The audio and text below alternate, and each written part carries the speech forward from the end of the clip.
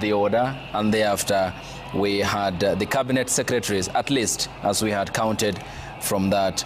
Opio Wandai, Energy; Hassan Ali Joho, Mining; Kipchumba Murkomen, Interior; Salim Vuria, Sports; William Kabogo, ICT; Engineer Eric, who is heads the water docket; Beatrice School; Davis Chirchir, Transport; Adan Duale, Health; Julius Ogamba Migos, Education; and Dr. Deborah Barasa Mlongo, who heads the Environment docket. The ODM leadership thereafter had also viewed the body of the former Prime Minister, whose casket was draped in the Kenyan flag, and also as he was presented in the headscarf of the Orange Party and the color that he so adored. The chairperson, national chairperson, and Governor Gladys Wanga led the way, followed by the deputy party leaders, the Senator Godfrey Osotsi, Governor Simba Arati, the Secretary General Edwin Sifuna, Junet Mohamed, Governor Johnson Sakaja, Nairobi County, Rosa Buyu is among one of the elected leaders from Nyanza, Luo Nyanza, and also Millie Odhiambo, who we had seen earlier hanging on to one of the vehicles that was part of the entourage of the vehicles that had escorted the body of the former Prime Minister that was carried by the gun carriage from the Jomo Kenyatta International Airport to the Moi International Sports Center in Kasarani.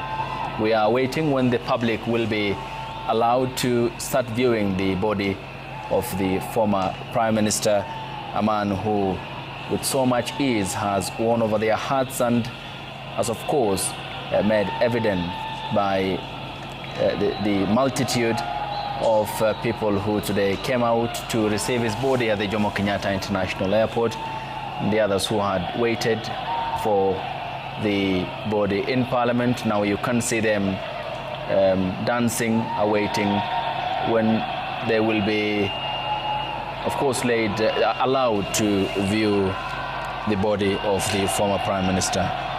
It is a day that equally was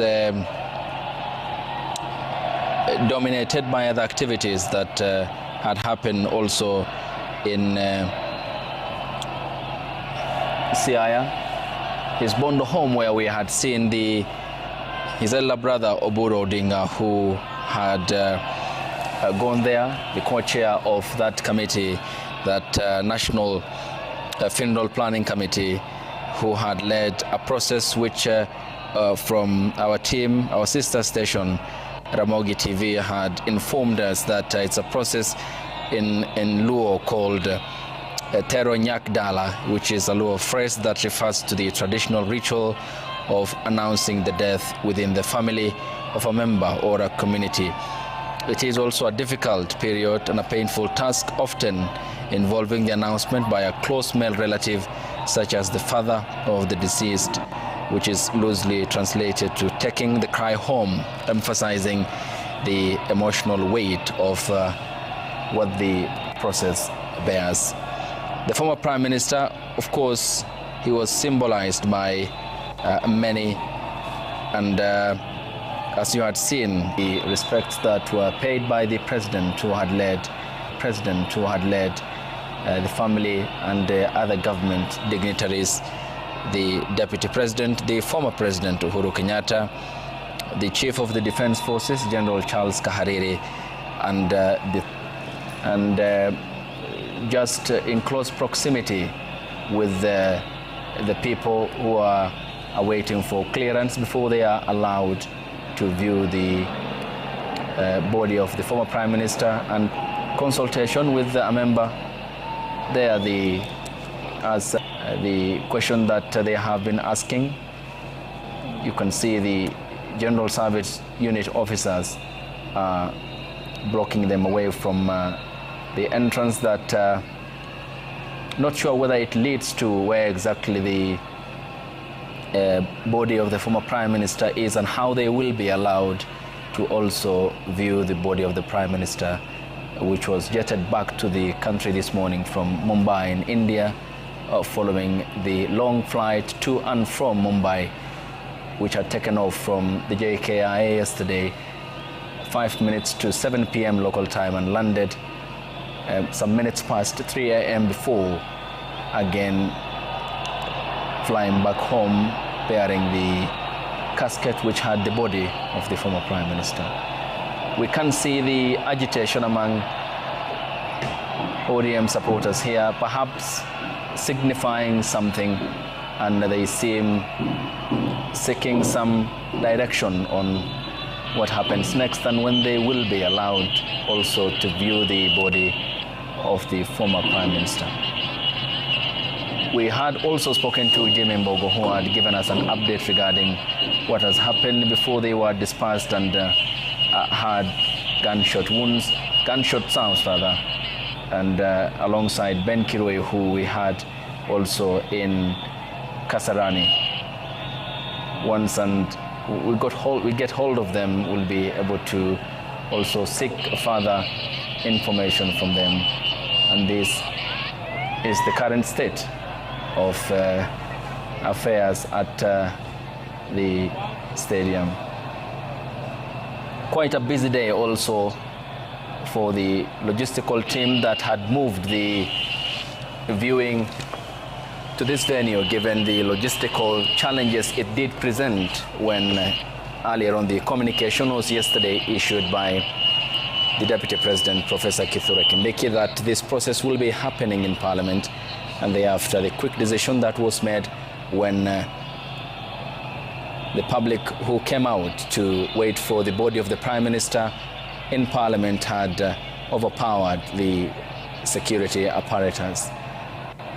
And the intervention of the Speaker, Moses Masika Wetangula, didn't help either. And here's Millie Odhiambo speaking to the public. Yeah.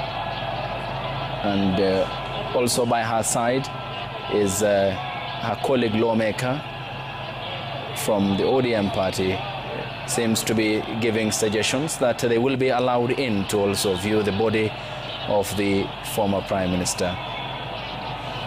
And quintessential politician, also one of the most consequential women in Kenya's politics, whose debates in Parliament have been characterized by astuteness and steadfastness and preparations, as she has always modeled herself to be.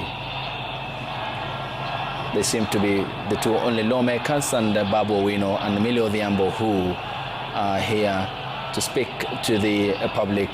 And Millie had suggested some minutes ago that could be the likelihood that they will be allowed, and it's the planning process of how that will be managed, which was the challenging part of what's been happening in Kasarani since the body of the former Prime Minister was brought here aboard the military gun carriage after the president yesterday, through a proclamation after he addressed the nation from State House, said that the former Prime Minister will be accorded state funeral and all the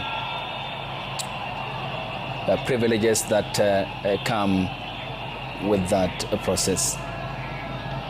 Still, our team at the Kasarani Stadium, where this is unfolding since has been unfolding, the passion of Raila's presence seemed to be so not been there when the struggle for multipartyism happened, but in so many ways the ODINGA influence seemed to have driven them all the way here. How it happens is going to be what we are monitoring, and the public viewing of the body of the former Prime Minister, Raila Odinga. For now, I'm joined by my colleague Gatete Njoroge, who is at the stadium. They were there alongside Ben Kirui and Jimmy Mbogo. Gatete, a good evening. Seems to be a long haul. Looks like a long day. Any hints at when the public will be allowed to view the body of the former Prime Minister? Good evening, Ayub. Indeed, it has been a long day, and we continue to be a long night, Ayub. We're inside Kasarani Stadium, and we've been here from around 11 a.m., Ayub. And since that time, we had a crowd surging where thousands of people had turned out in large numbers to be able to get a chance to view the body of the late former Prime Minister Raila Odinga Ayub. But until now, Ayub, the public has not been able to view the body of the late Prime Minister Raila Odinga. This is because at around 4 p.m., the crowd that had gathered here in their thousands tried to approach the VIP section. The VIP section where the President William Ruto, together with the retired President Uhuru Kenyatta and other dignitaries, were there waiting for the body of the late Prime Minister Raila Odinga to arrive at the stadium before the official commencement of the process of viewing the body. But at that particular point, the police officers, the security officers who are there, they had to actually shoot in the air and also lob tear gas to be able to just disperse the surging crowd. From that particular moment, Ayub, and a good number of those who had turned up at Kasarani Stadium, they left the stadium. But we still have a sizable number that is still here. And when the leaders were viewing the body of the late Honorable, the former Prime Minister Raila Odinga, what happened is that we saw the crowd. They moved from the terraces and they came to the middle of the pitch where they lined up, and we thought they'll be allowed to view the body. But until now, for the last about 30 minutes, there's no clear communication on whether they'll be allowed inside to be able to view the body. What is happening at the moment, there's a standoff.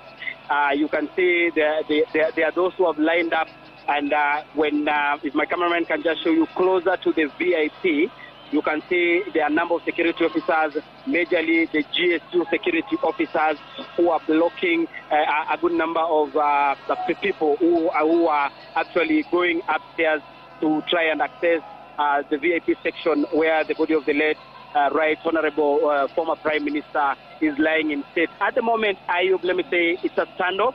We are not yet sure.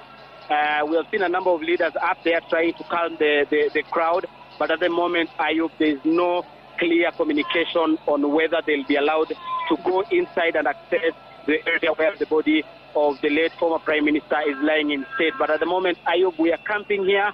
We are trying to see how the situation will be, and we'll be bringing you up to speed with what will be happening, Ayub.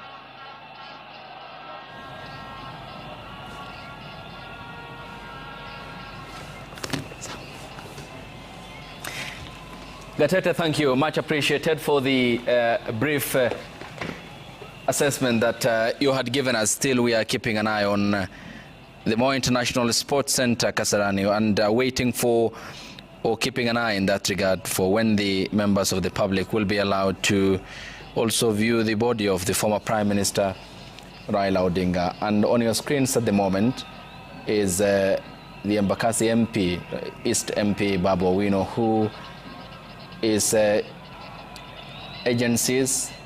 A while ago he was in the company of his colleague lawmaker Emilio, awaiting when they will be allowed to see the man they had cherished for so long.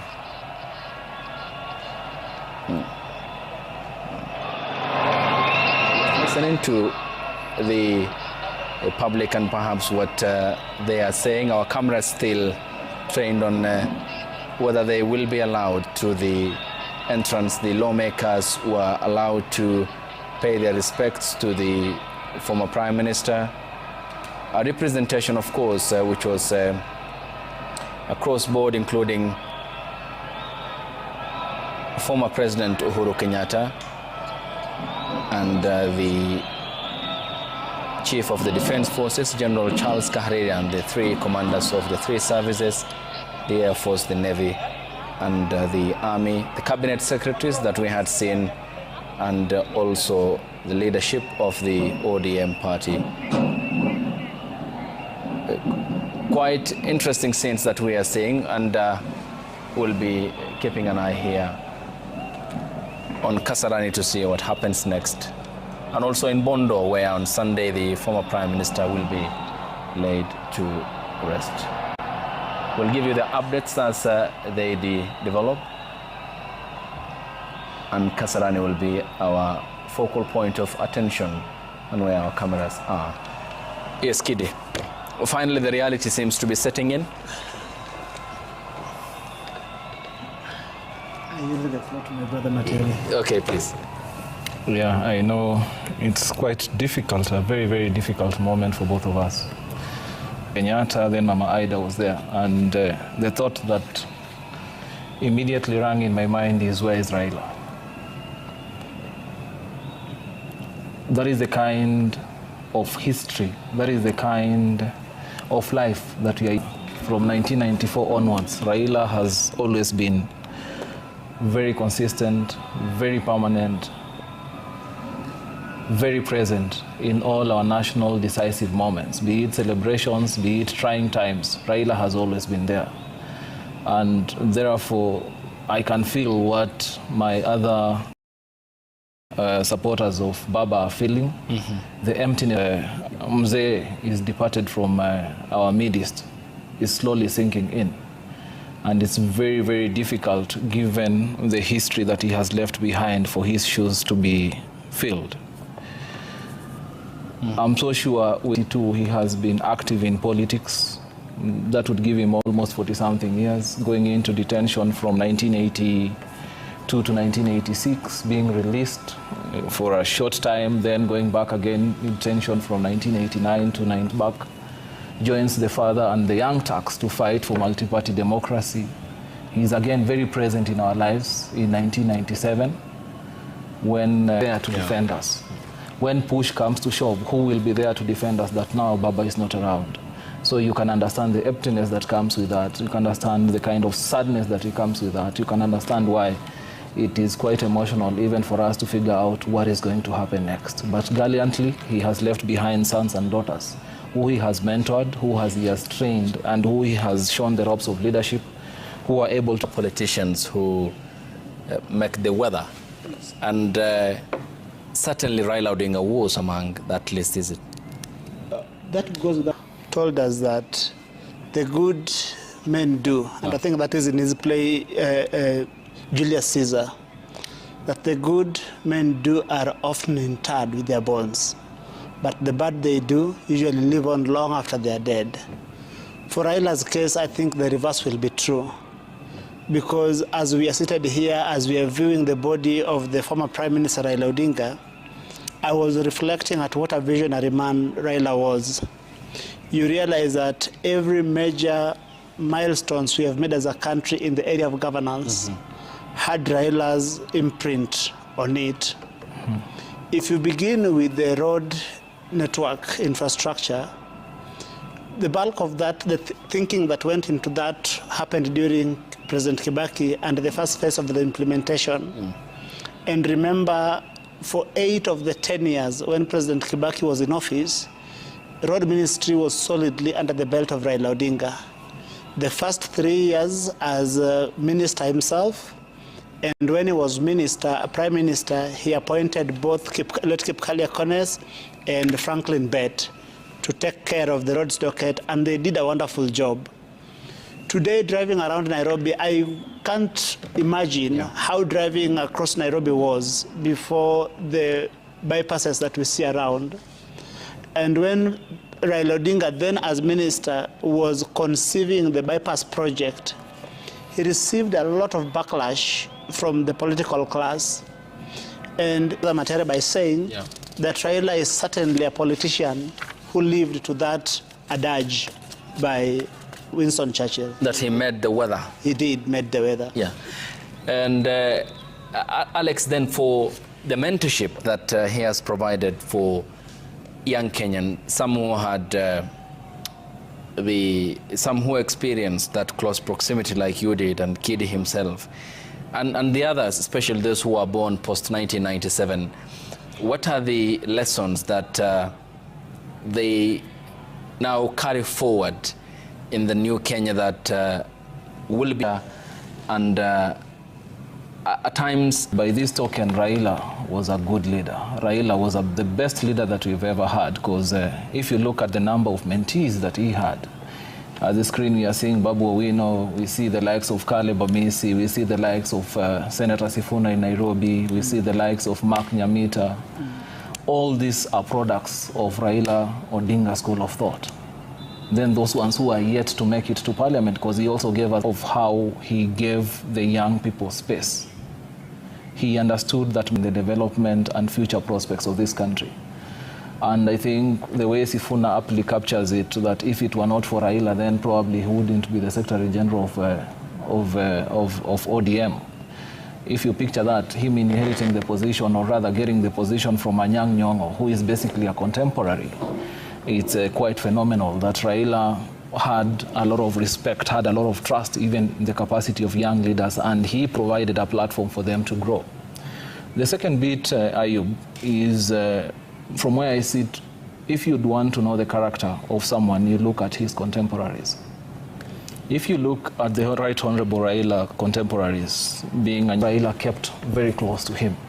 And therefore, going forward, the kind of ideology that Raila has taught us, that one of social democracy, and that's why some of us are quite keen on issues that continue affecting young people, because it's only Raila who told us again when we were back as student leaders that it's important for education to be affordable, that education is the only tool for transformation. If you'd want to run away from poverty, then you need to make education quite accessible to even the least privileged in our society. And therefore, those are some of the ideals that he has inculcated to us. If you look at programs like healthcare, why we are so keen on ensuring that we have a universal cover that even would ensure that even the more related to us.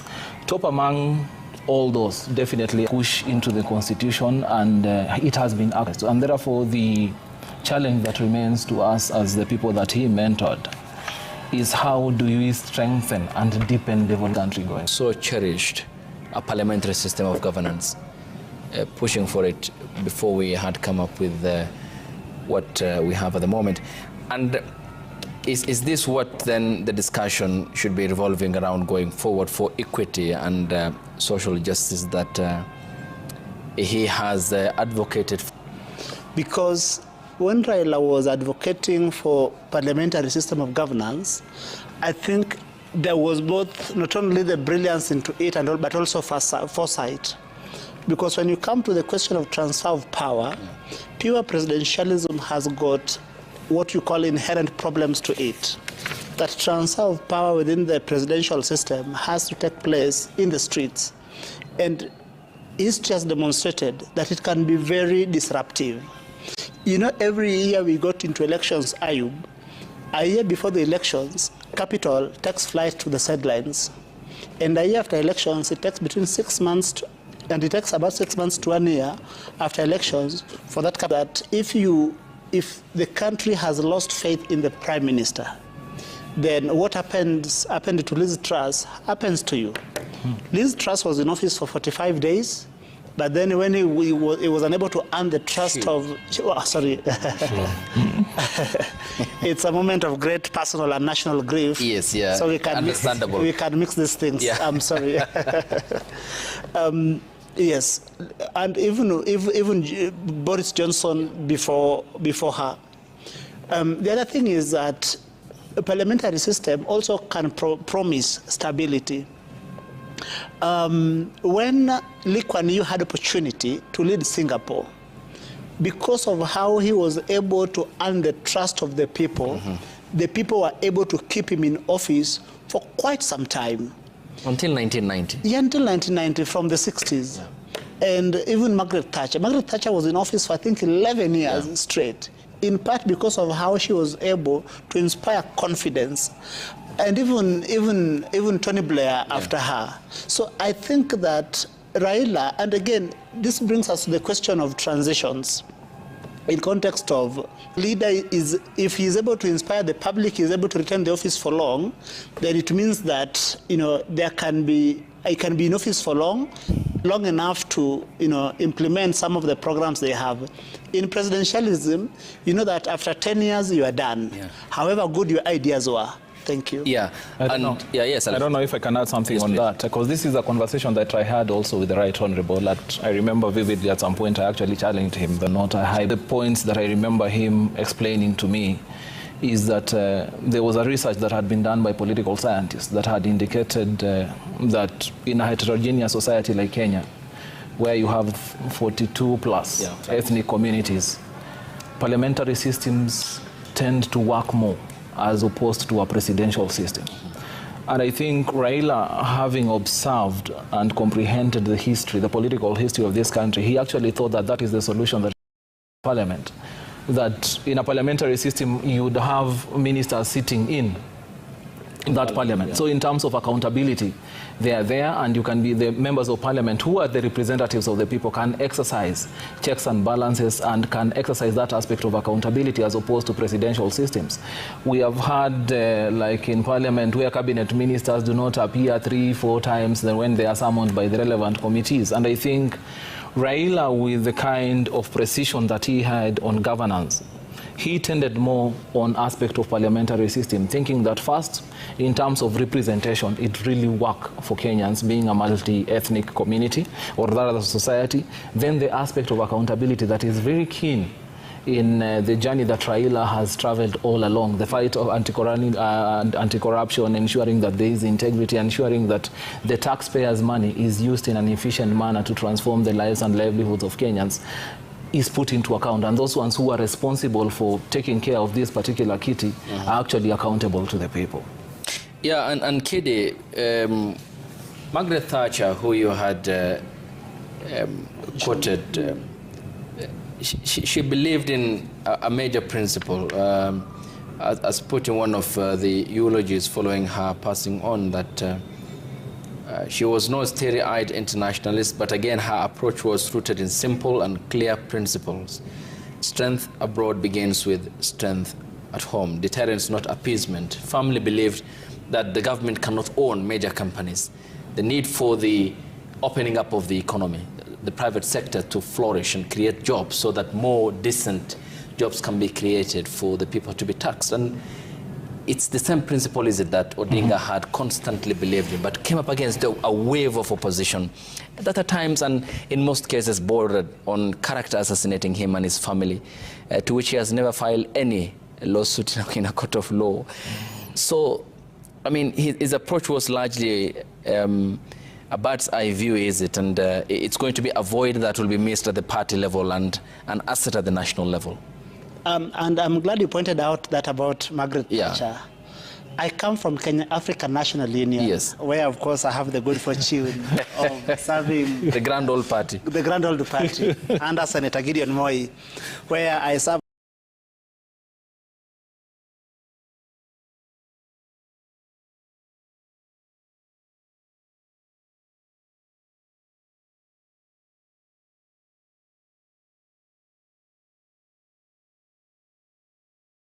as the Secretary for Policy and Legislative Affairs. I mentioned that because KANU, like the Tory party, is a center-right political party. And as people in the center-right believe that the size of government should be small, we believe that most of the challenges in the economy, I just wish that our political leaders who had the opportunity to serve with him were able to cure themselves of some of the short-sightedness that they were suffering from. You know, for instance, let me give an example with the Mau issue. Mau issue was politicized and blown out of proportion unjustifiably, while our collective future was hanging in the balance. People who were, many people, but never spoke about it. But he had, and which in hindsight we'll be talking about, because that would otherwise diffuse the tension and takes attention away from the national politics. And this is a message of condolence from Kevin Osido, who is the executive director at the County Governance Watch. And he says, Right Honorable Raila Odinga was more than a politician. He was a teacher of courage, a symbol of endurance, and a living testimony that conviction can outlast suppers. True. Many called him Baba, and rightly so, for he fathered the movement, nurtured a generation, and gave his life to the dream of a better Kenya. Even when victory seemed distant, he never gave up. Even when the path was lonely, he kept walking. His story reminds us that real greatness is not measured by titles held, but by lives touched, and the truth falls silent, but your vision will keep speaking through the generation you inspired. That's Kevin Osido, the Executive Director at the County Governance Watch.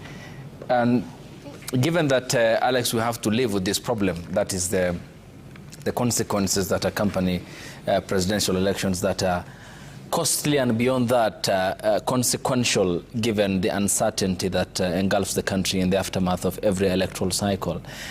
How will the devolution of more resources to the devolved units diffuse the tension, take the tension away from the focus on the national or at the center? Ideally, what was supposed to have been the case as envisioned by Katiba, to devolve power and resources to the counties so that all this is in close proximity of the people. Is that the pathway now we have to take? Ayub, to most Kenyans, when a political leader from your community or ethnic belonging wins an election, it's as if they have won a lottery. Continues to raise emotions, and that's why we are 2 years away from an election. But if you are a visitor, you'd think that probably in the next month, Kenya is going to go for general elections. And I think in the foresight that Baba had, that's why he came up with devolution. And if you look at the Azimio manifesto, it was quite explicit on the recommendations that we in Nairobi, can we take more than 30% to mashinani? This will somehow pacify the feeling that I need to have a president who comes from my community, and that is the surest way to know that my welfare, my aspirations, and my challenges are tackled. If we have more resources back there in mashinani, if we have more resources back there in the counties, then we would have them implement even the functions that have been devised the president of this country. I believe from where I see that this is part of the vision that Raila had, and until even he signed off, he continued advocating for devolution, saying that we need to have more resources in devolution, that even the national government does not, should not actually continue ignoring or assuming that certain functions are a privilege only the national government with the policy aspect.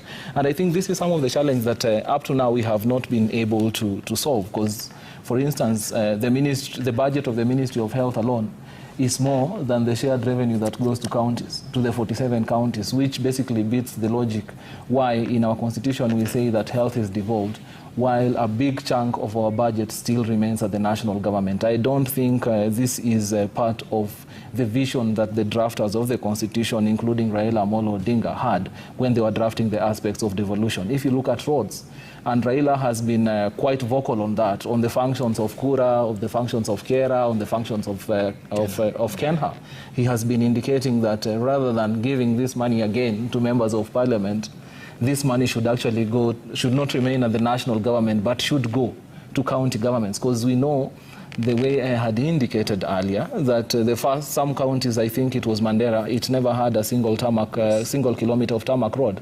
The only tarmac road that they knew the first time post 2010 actually came as a result of devolution. So you can see the kind of hindsight and the kind of insight he also had when he was pushing for such aspects as devolution. And he knew very well that if we have resources, if county governments have enough resources, then they can be able to provide quality services that are proximate and accessible to majority of Kenyans. Remember that at the national level in Nairobi, Nairobi is basically a population of about 4 to 5 million. Yes. In a country of about 56 million. So you have about 51 million of Kenyans out of Nairobi.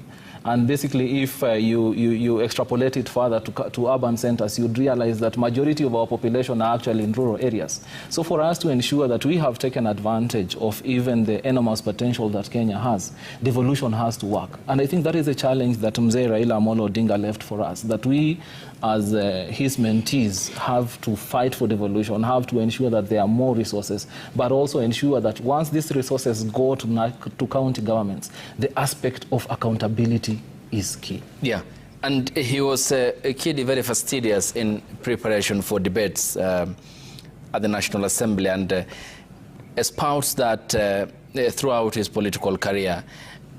How will then the membership of the county assemblies learn from this in strengthening accountability at the county's level and to the National Assembly? What then will this portend for the much-needed oversight, which is apparently lacking on the part of it?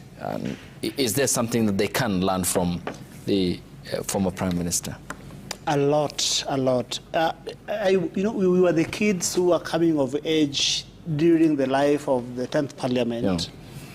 And one thing about the 10th Parliament is that Speaker Marende attempted to increase transparency by having the media in the House. And so some of us at a young age followed some of those debates. And on Wednesday, there was the Prime Minister's question time. And the Prime Minister would respond to an array of issues across government. One thing first we learned from Raila then as young kids was the value of intellectual curiosity. Mm-hmm. He made us want to read the thinking of other people through writing. Especially by the time when he visited, what was the name of the former Mungiki leader, Maina Njenga. Yes, yeah. Yes. And took to him the 48 Laws of Power and the other book by Mandela, Long Walk to Freedom. I mean, that is what an intellectual powerhouse, Raila, 2013, when the members of the Grand Coalition or hitherto members of the Grand Coalition attempted to challenge him by being politically mischievous in the House on what could be the date. You see Raila, the intellectual powerhouse, in how he manages to give both politically correct answers without betraying what he believes in.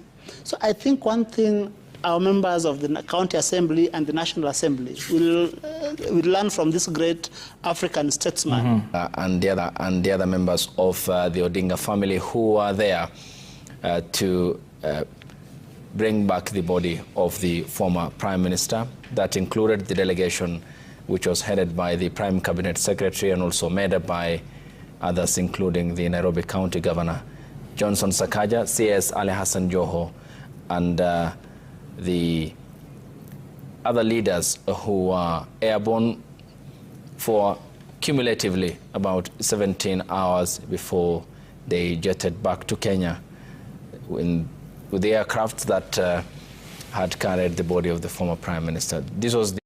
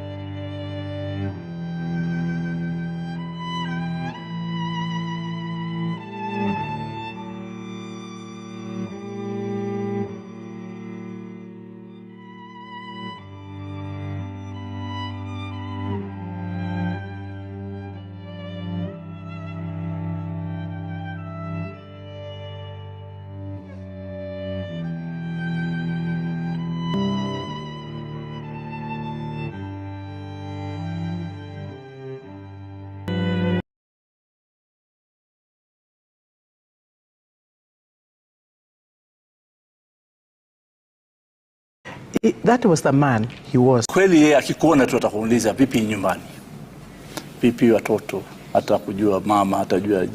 Na sisi kutokana na uhusiano mzuri, akija nyumbani tunakula, na mimi nasafiri naye mara nyingi, na pia nikienda kwake nyumbani Bi Aida anatupokea kama watoto wake nyumbani. Kwa hivyo tunaona, si ukienda kwa kiongozi unaona watu wanaogopa, hofu ndani ya nyumba. Hii ni nyumba ambao kila mmoja ni kawaida. Na mimi nimejifunza kwake. Nikiwa nyumbani kwangu mimi si waziri tena, wala si mkubwa au si mtu ambaye lazima nataka wa familia yangu initambue kama mtoto wao.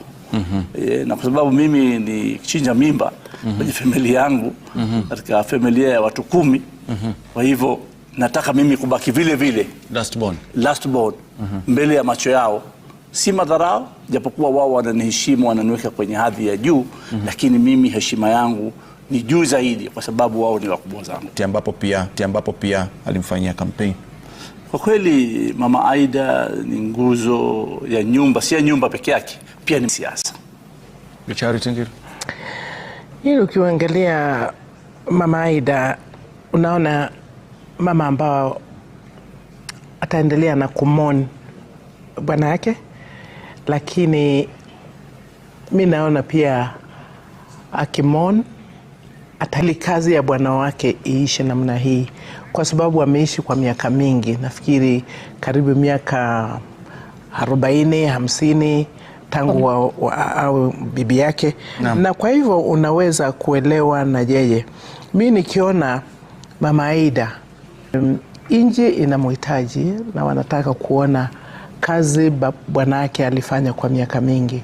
Kwa hivyo tunajua sasa kuna huzuni sana na saa hii ameshindwa, lakini tunaomba Mungu ampate ngine. Juzi vile bwana yake alikuwa ametezwa na akatolewa pale, alikuwa ana teach Kenya High School, na kufika nyumbani alikuwa Minister of Education, wakamtoa, hakuwa na kazi, hakuwa na pesa, hakuwa na nyumba kwa sababu alikuwa nyumba ya serikali na alishikilia. Kwa hivyo miaka hii yote amekuwa akishikilia. Tunaona atalia, atakuwa na huzuni, ataomboleza bwana na atashikilia familia.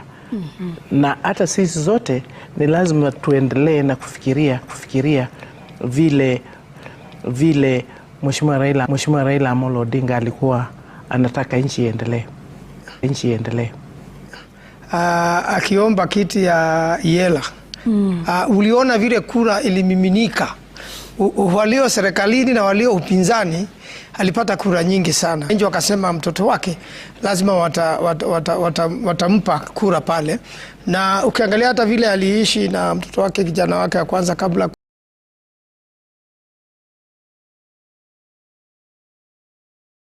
wakati kijana alipigwa risasi pale Emali, Raila mwenyewe alikuja mpaka Emali, akakuja kuona ule mama. Kijana yake alikuwa na ambaye inaongozwa na Mheshimiwa Justin Muturi ambaye ni wakili, alikuwa hata kama watoto wamekuwa kidnapped. Kwa hivyo niseme upendo wa Raila Odinga kwa familia yake, kwa familia za Kenya, ndio unaona wananchi wanarudisha ule upendo kwake, na unaona vile wananchi wanaomboleza. Mheshimiwa najibu, hayo ni ujenzi wa taifa. Siasa yetu ni nipigiwe kura kibinafsi. So hiyo ndio masikitiko makubwa. Lakini tumeanza siasa ambao ilikuwa siasa za shida. Na pesa si ya kuchagua kuwa ndani ya bunge hapo. Sasa ikiwa huna senti huingii bungeni, ikiwa huna senti huingii ugavana. Hakuna kiti chochote hata cha MCA ikiwa huna senti huwezi kuchaguliwa. Hiyo ndio ukweli wa enzi tofauti kuliko enzi hii ambayo haki na katiba ndio inafuatwa. Zamani ilikuwa hakuna haki. Zamani ilikuwa kama sisi. Afrika haina kama sisi. Wacha Afrika, hata ukenda Uingereza, ile freedom ambayo sisi tunayo leo haipo. Wewe ni Uingereza, amrudishi. Lakini saa nyingine wakati ukifika labda uipige ukarabati kidogo, inahitaji, because katiba must evolve, because it's the landscape changes, the political dynamic changes, generational change. Kama sasa ni wakati wa Gen Zs. I mean, enzi zetu sasa lazima tuzingatie kuwa sisi lazima tuwape fursa vijana. Usiseme sisi tuko kwenye viti na bado vijana tuambie tutaka kuwapa fursa. Hiyo haitaendelea. Na mswali Raila Odinga. Not at all. None. Never. Not now. Not any that we knew. Nani kwa sababu ya ile maisha yeye Raila alikuwa anaishi na wananchi. Sioni mwanamke, sioni mwanaume, sioni mmoja unaweza kuona watu wanajitokeza namna hii na wanakataa na mtu kama huyo. Na yeye alisema tu ati anataka 72 hours. Kama ingekuwa 72 hours wangeendelea namna hii. Hata sijui mpaka sasa, angalia wajafika Kasarani. Hakuna mmoja. Wangekuwa wamerudi kazini na kazi yao inaendelea. Tumeona tulipoteza hayati mzee Jomo Kenyatta, hatukuona kitu kama hii. Tulimpoteza Mheshimiwa Rais Moi, hatukuona kitu kama hii. Tulimpoteza Mheshimiwa Kibaki, na sasa tumempoteza mmoja. Na yeye si rais, hakuwa rais, lakini angalia Kenya imesimama. Ni mwingine gani ataonekana namna hii kwa miaka mingi kukuja? Kwa hivyo nasema huyu alikuwa kiongozi very special in the hearts, kwa mioyo ya watu, wananchi wa Kenya wote, na tutaendelea tu kujaribu kupata mtu mwingine kama huyu, lakini itakuwa ngumu sana kumpata. Bila shaka kauli nzito kutoka kwa Najib. Wanasema ni zaidi ya mapenzi na zaidi ya heshima, na hakuna atakayetokea kama hivi. Sema haiwezekani. Angalia tu tafadhali. Angalia sisi ambao hatuko kwenye chama cha ODM leo tuko hapa kwa sababu ya heshima. Sisi si wanachama ODM. Sisi labda mimi kama nikwambia karibu mwaka sijazungumza naye, lakini heshima yangu haiwezi kuniruhusu, kwa sababu ya mafunzo amenipatia Raila Odinga. Lazima niwe hapa mstari wa mbele kusema ukweli wa uongozi mzuri wa Raila Odinga. Sema mtazamaji, na ukiangalia picha ni kwamba sasa hivi Kasarani wananchi wanaanza kumiminika kwa wingi tu. Angalia maelfu, kwa kweli wananchi wamefika, na wanaotoka JK kumbuka wajafika. Ni idadi sawi, hata imeshinda idadi ambayo iko pale ndani. Na kwa kweli ni heshima. Inamaanisha ni shughuli ambayo itaisha usiku. Tuseme tu kweli. Hii ni usiku kwa sababu sasa ni saa 8. Wamefika 3. Sasa ni saa 8 na dakika 7. Wamefika wapi saa hapa? Unasema mmoja baada ya mwingine watizame mwili. Na pia kuna uwezekano kwa sababu ya jinsi ambavyo pia walikuwa tetesi ni kwamba wamekataa ule mwili ubebwe upelekwe moja kwa moja. Kuna uwezekano pia wakifika pale wakataka pia wamregeshe moja kwa moja paka makafani ya Ali. Kuna uwezekano mashabiki ambao wako pale kwa sababu wamekataa harakishwe, wametaka apelekwe pole pole paka maeneo ya Kasarani kwa sababu wanajua mchango ambao amekuwa nao maishani. Ni kitu ambacho ungetamani labda pengine kifanyike wakati anaona. Laiti angeamka kaona jinsi ambavyo wananchi wanapenda, lakini alikuwa ameona vile akiitana mikutano vile watu wanakimbia kusikia anasema nini na wanafuata. Kama angekuwa na watu wanamsikia 2002.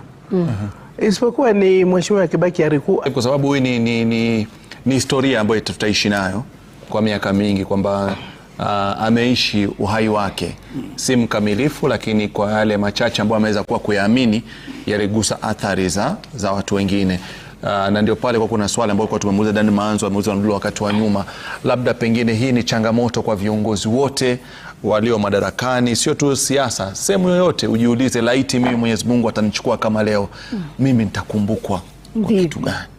Kwa sababu kila mtu anaangalia hivi anasema leo ingekuwa mimi kama Rashid nimeondoka, ningependa watazamaji wanikumbuke kwa kipi. Maana sio siasa peke yake, lakini nafikiri hii ni funzo kama ulivyosema kwamba maisha hayana uhakika wa milele. Kama ulivyosema, ana njia yake, lakini yeye anahisi tu kwamba ametekeleza raha ya nafsi yake ya kumwaga kiongozi kama yule. Kama viongozi mnajifunza nini, ama ni kitu gani unachukua ama utakifanya kazi kwa sasa na kuendelea? Kwa kweli tofauti ya generation ya sasa ama siasa za sasa ni uongozi, si ukombozi wa haki ya wananchi. Siku hizi nasikitika kusema uongozi ni ubinafsi. Ukiona viongozi, baadhi ya viongozi, si wote, wakitembea wana mabodigadi kuliko wananchi wao. Wana msafara wa magari kuliko na lazima tuzingatie kama taifa. Siasa za uhuni lazima tukomeshe. Siasa ya udanganyifu lazima tukomeshe. Siasa za senti na ubinafsi lazima tukomeshe. Ama hatuendi kwenye siasa za sawa ya ujenzi wa taifa na kuhudumia mwananchi. Na wananchi siku hizi wana nguvu zao. Hatuwezi kudharau wananchi. Tumeona kilichotendeka Nepal, tumeona Madagascar, na nchi yetu hataki ifike kiwango hicho hata kidogo. Kwa sababu kujenga upya. Richard Gilu, funzo lako na shauri kwa Kenya. Leo tuko na hiyo social platforms ambao zinafundisha watu mambo mengi sana. Kuona wale watoto wadogo wanajua ni nini inaendelea. Huko mbeleni ulikuwa unasema na kile unasema ndio watu wanasikia na wanaona. Kulikuwa na only one TV fundisha na wanaona kile kinaendelea. Na mambo ile imebadilika siku hizi ni ya kwamba kiongozi akiitana kwanza ni budget yanafanya. Mbeleni tulikuwa tunaitana, hakuna budget, watu wanakuja kwa sababu wanataka kusikia kiongozi. Na wako na kumsikiza sana kwa sababu hawaoni uongo kwa huo kiongozi. Sasa kiongozi anaitana leo na hawaoni ukweli kwa kuwaita. Ni tu anakuja kuambia na akisema tutafanya hii na hii na hii na haifanyiki. Wanangoja mwezi huu, mwezi mwingine anasema tuende kufungua uwanja, unaona kazi nimefanya hapa, huoni kazi. Kwa hivyo ndio nasema uongozi ndio sisi tumebadilisha. Hiyo haikuwa na mheshimiwa huyu kiongozi Raila Amolo Odinga. Raila Amolo akisema ndio hii, ndio hiyo. Green ni green, yellow ni yellow, black is black, white is white. That was the politics. Nisema ya kwamba kuna mambo Mwai Kibaki. Uliona ile maendeleo inaendelea kwa inji. Wakati alikuwa waziri ya barabara ndio umeona Thika Road imeundwa na mabarabara mengi sana Kenya ambayo yalikuwa yameharibika. Ama inasemekana hata bila bajeti. Manake bunge utengeneza bajeti. Na katika ile fedha ya bajeti lazima itimizwe kwa ile mambo Kenya imeazimia kufanya. Lakini sasa mambo ni tofauti sana. Na naomba kwamba viongozi wale wa mbunge ameachia wanasiasa, anaachia wale wanaomba urais, maisha ya mwananchi kwanza na maendeleo ya Kenya kwanza. Naona hivyo itakuwa funzo kubwa sana. Na upendo wa kweli, maanake yeye amependa watu na watu wamempenda. Unaona ndio watu wamejitokeza, watu waliamka mapema, watu wametembea mguu kutoka airport mpaka Kasarani, watu wameweka pikipiki zao mafuta, watu wamejitoa siku nzima, hakuna ndio uweze kuamua utaenda vipi.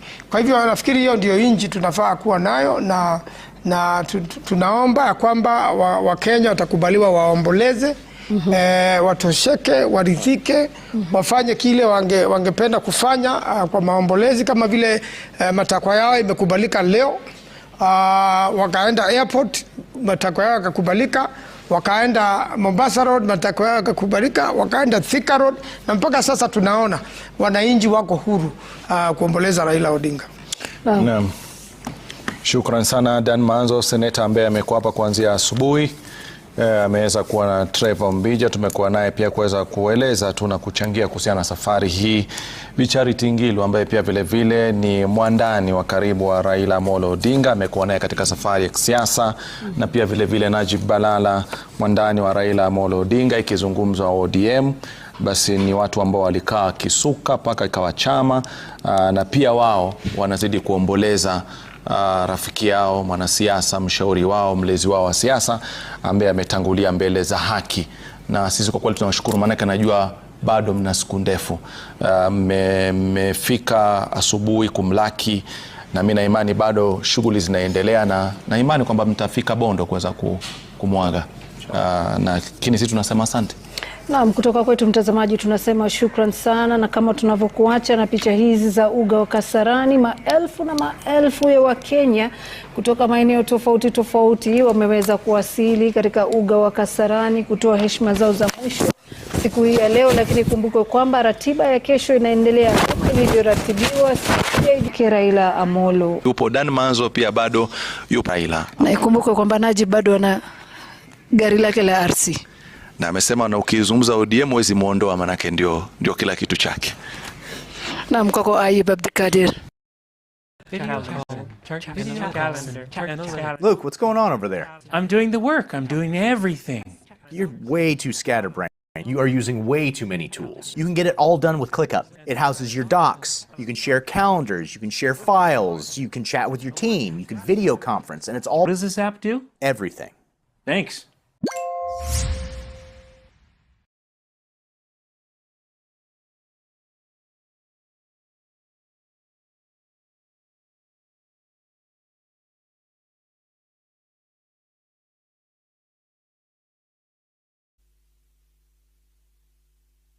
Tunaendelea kupata baadhi ya rambirambi ambazo zinatumwa katika mitandao ya kijamii, lakini kwanza kabisa takawa ni vizuri kabisa tuweze kuangalia mwenyekiti ambaye nafikiri ameweza kuzungumza si mara moja si mara mbili, ukuruba wake, uswaiba wake, ushirikiano wake, walitoka wapi yeye na marehemu Raila Amolo Odinga. Na akasema, anasema kwa maneno kwa kweli hawezi kueleza jinsi gani anavyohisi katika siku hii ya leo.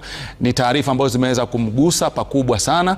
Anasema Raila Amolo Odinga hakuwa tu ndugu, hakuwa tu rafiki, lakini alikuwa nguzo muhimu sana katika maisha yake. Anasema ni mtu ambaye anamjali sana, ni kiongozi ambaye falsafa zake ziliendana na kile ambacho alikuwa anaamini. Anasema familia yake imeweza kupoteza mwanafamilia, imeweza kupoteza rafiki mkubwa, na pia imeweza kupoteza msiri wake, maana ni mengi ambayo alikuwa anashauriana. Anasema kwa taifa limeweza kupoteza kiongozi shupavu kabisa, jasiri. Anasema Raila Amolo Odinga aliishi maisha ya kujitolea mwanga ili kwa ajili ya taifa kuweza kufaulu. Anasema kutoka kule alikokuwa amefungwa hadi kule ambako ameenda kujificha kutafuta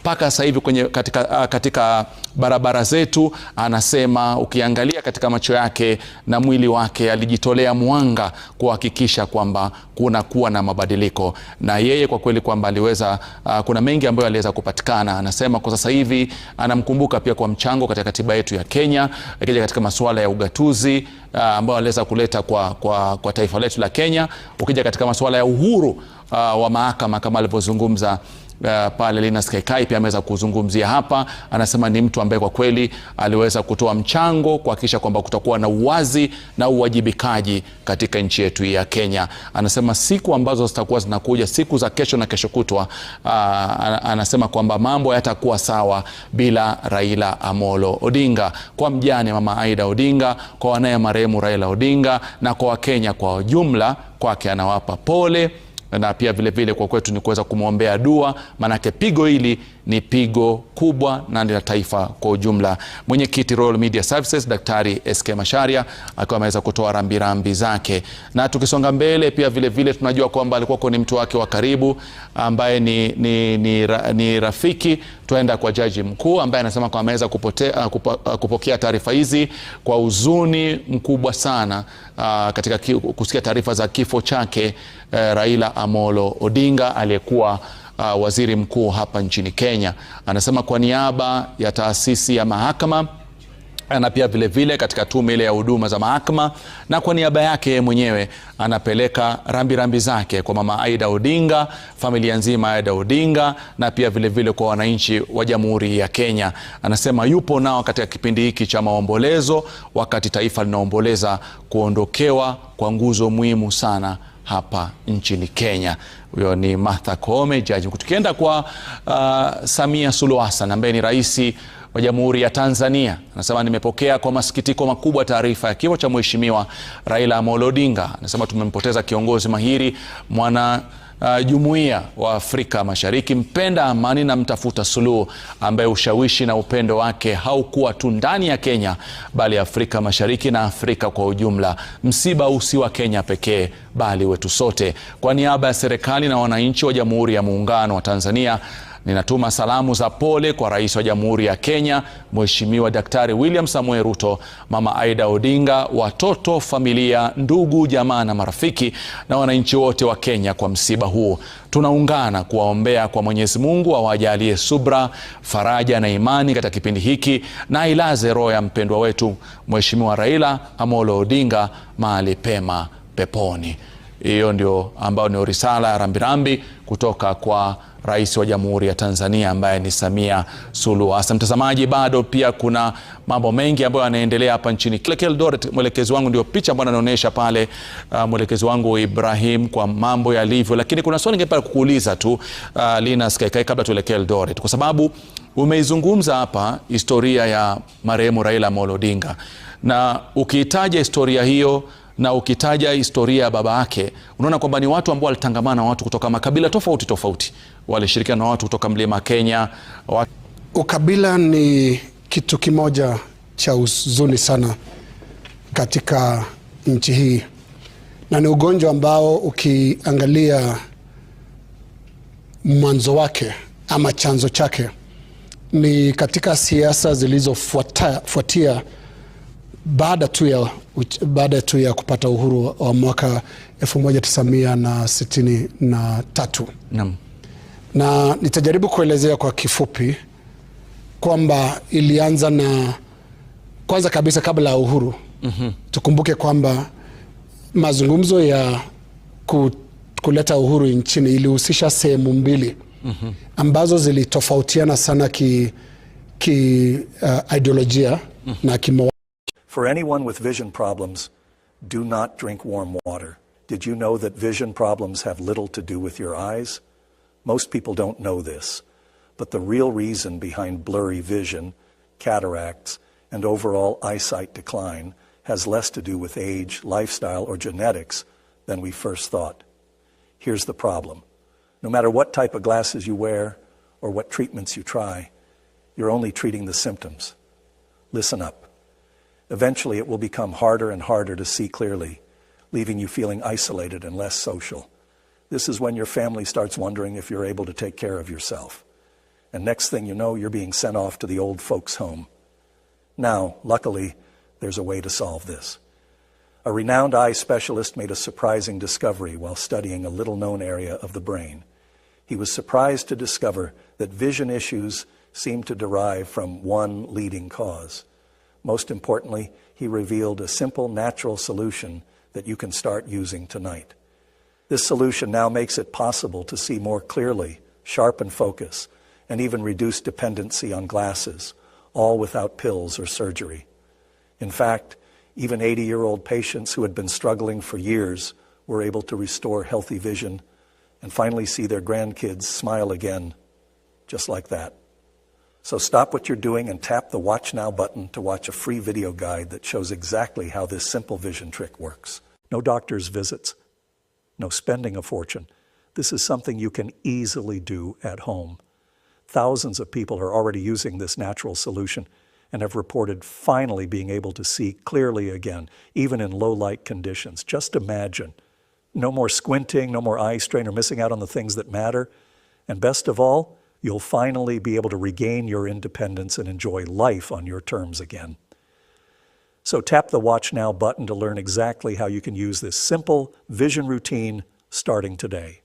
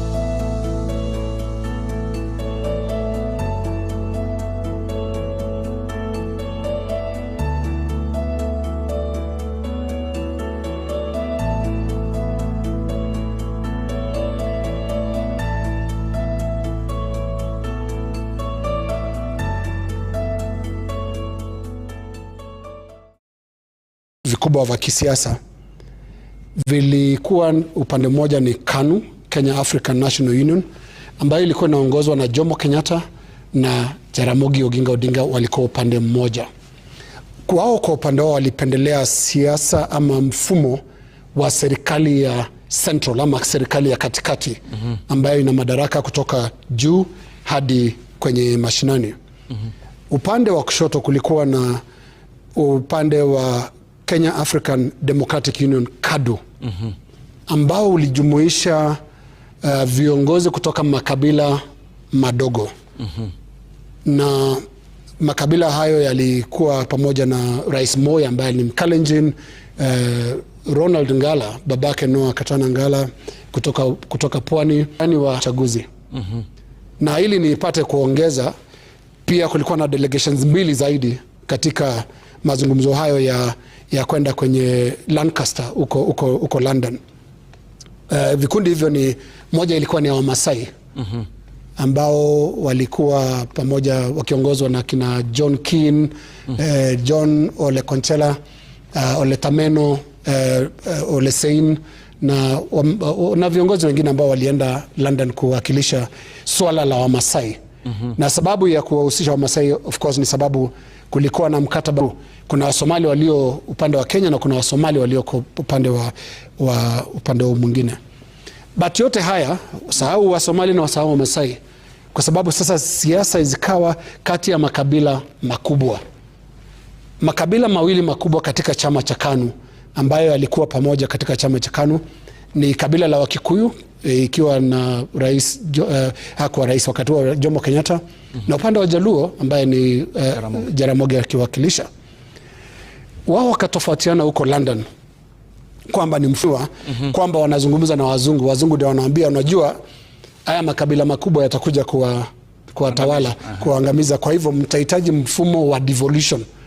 KADU ilisimamia devolution, kwamba kutakuwa na serikali kuu, lakini pia kutakuwa na serikali ya kieneo na yote maeneo 8 ya Kenya ambayo yalikuja kuwa baadaye kuwa provinces. Akaja Jaramogi akasema, Bwana Jomo, tusicheleweshe uhuru na hii argument. Jaramogi akamwambia Jomo Kenyatta, tukubali hiyo masharti ya KADU ili tupate uhuru, tutabadilisha baadaye. Na ikawa hivyo kweli kweli. Uhuru tuliupata mwaka 1963 na katiba ya devolution, a devolved system, ambapo kwamba provinces zote 8 ambazo tulikuwa nazo zilikuwa na baraza za kieneo. Kabla hiyo mikoa. Kabla hiyo mikoa ilikuwa sasa regions. Kenyatta pamoja na Jaramogi wakaanza kuvunja ile maagano ya Lancaster na kubadilisha taratibu system. Unajua tunasahau kwamba badiliko la kwanza kabisa ilikuwa ni ile ya mwaka 1964 ambako Jomo Kenyatta akaacha kuwa waziri mkuu, akakuwa rais. Badiliko kubwa sana ambalo limekuwa kama kidonda. Kwa hiyo kama nimekuelewa vizuri Lina, sasa unaweza sema kwamba tofauti zokuwa za kisera, kimaono, kisiasa wakati huo, kuna uwezekano kuna watu wengine wameweza kuzishikilia mpaka leo ambao zimeweza kuchangia sana kadi ya ukabila kutumiwa kila wakati wa kampeni. Sitaki kusema kwamba kuna viongozi wengi sasa hivi wanaoongozwa na sera. Viongozi wengi kwa sasa wanaongoza tu na kabila. Nafikiri kwa story yote ya 60s na hata kabla ya uhuru, ile ambayo imebebwa sana na kupelekwa mbele na wanasiasa wa sasa ni ukabila. Na ningeelezea tu sasa ilipofikia. Baada ya 64 Kenyatta akakuwa rais, sio prime minister tena. Unajua prime minister ilikuwa unakaa bungeni kama mbunge yeyote, unajibu maswali, ni mkubwa tu kati ya walio sawa. Sasa ikabadilika kwamba ikawa rais, na rais ni above the law, kwamba ako juu ya sheria. Madaraka ikaanza kutumiwa kwa njia hiyo. But nielezee sasa ilipofika mwaka wa 66, ikawa sasa ni vita za ubabe kati ya viongozi. Na ubabe wa kwanza sasa ilikuwa ni kati ya Jaramogi na Rais Jomo Kenyatta. Na nilivyoelewa katika historia hii, na ninaweza kukosolewa na wale ambao walikuwa hai wakati huo, nilielewa kwamba upande wa Jaramogi tayari akaanza kuwa profiled wakati huo, kwamba huyu Urusi ambao ilikuwa ni Soviet Union pamoja na upande moja, na upande wa kulia ni Marekani. Wakaanza miaka hizo watu walikuwa wanakuwa painted na hizo categorization, so wakaanza kutuma messages kwamba Jaramogi ni kibaraka wa kikomunisti.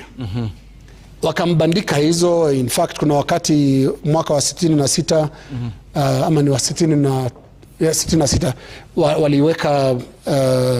waliweka silaha kwenye ofisi yake, hapa tu ofisi ya makamu wa rais. Wakasema kwamba ameleta silaha kutoka nje. Na kabla hiyo 65 mwanasiasa wa asili ya Kigoa Pio Gamapinto ambaye alikuwa ndiye mwenye sera za kisocialisti, na ninasema kisocialisti si kwa njia ya kusema kikomunisti in the way ilikuwa inatumiwa kama dhambi. Kisocialisti ambayo bado socialism iko sasa hivi, ndio siasa ya mirengo ya kushoto yote inaegemea siasa za socialisti. Pio Gamapinto akauawa mwaka wa 65. Wakati huo hapa nje hapa Parklands mambo yakaanza, ndio damu ya kwanza iliyomwagwa katika nchi hii. Alafu Jaramogi sasa vita zake na Kenyatta zikaanza. Mwenye sera kwa upande wa Kenyatta alikuwa ni Thomas Joseph Mboya, ambaye ni kijana mdogo Mjaluo aliyezaliwa Thika, mwenye ushawishi mkubwa sana. Alikuwa na contacts nyingi huko Marekani. Alikuwa anaonekana kama ni mtu ambaye Marekani ilikuwa inampendelea. Thomas Joseph Mboya akienda Marekani nyakati hizo, anaenda kwa Rais John F. Kennedy. Jinsi wewe unaweza enda pale Kilifi kwa Swahib rafiki yako. Thomas Joseph Mboya, Tom Mboya, akawa mwenye madaraka mengi sana, na ndiye akatoa design ya kumkata miguu Jaramogi Oginga Odinga mwaka wa 66. Alifanyaje? Alimwambia Kenyatta, unajua hii nafasi ya makamu wa rais wa chama cha KANU tuigawe iwe kieneo, so kila eneo iwe na makamu wa rais, ili kuimwagia maji na kuiyeyusha ile uzito wa Jaramogi Oginga Odinga. Jaramogi na itakumbuka, na tutatafuta hiyo barua fupi sana akamwandikia rais, baadaye akasema kwamba sina kazi kama makamu wa rais, naomba kuondoka. Nao nakujia upande sasa wa ukabila ulivyoingia. Naam. Ukabila uliingia hasa mwaka wa 69 Union, na wakafanya uchaguzi. Walilazimishwa na serikali ya wakati huo kwamba kama umebadilisha chama, rudi kwenye uchaguzi.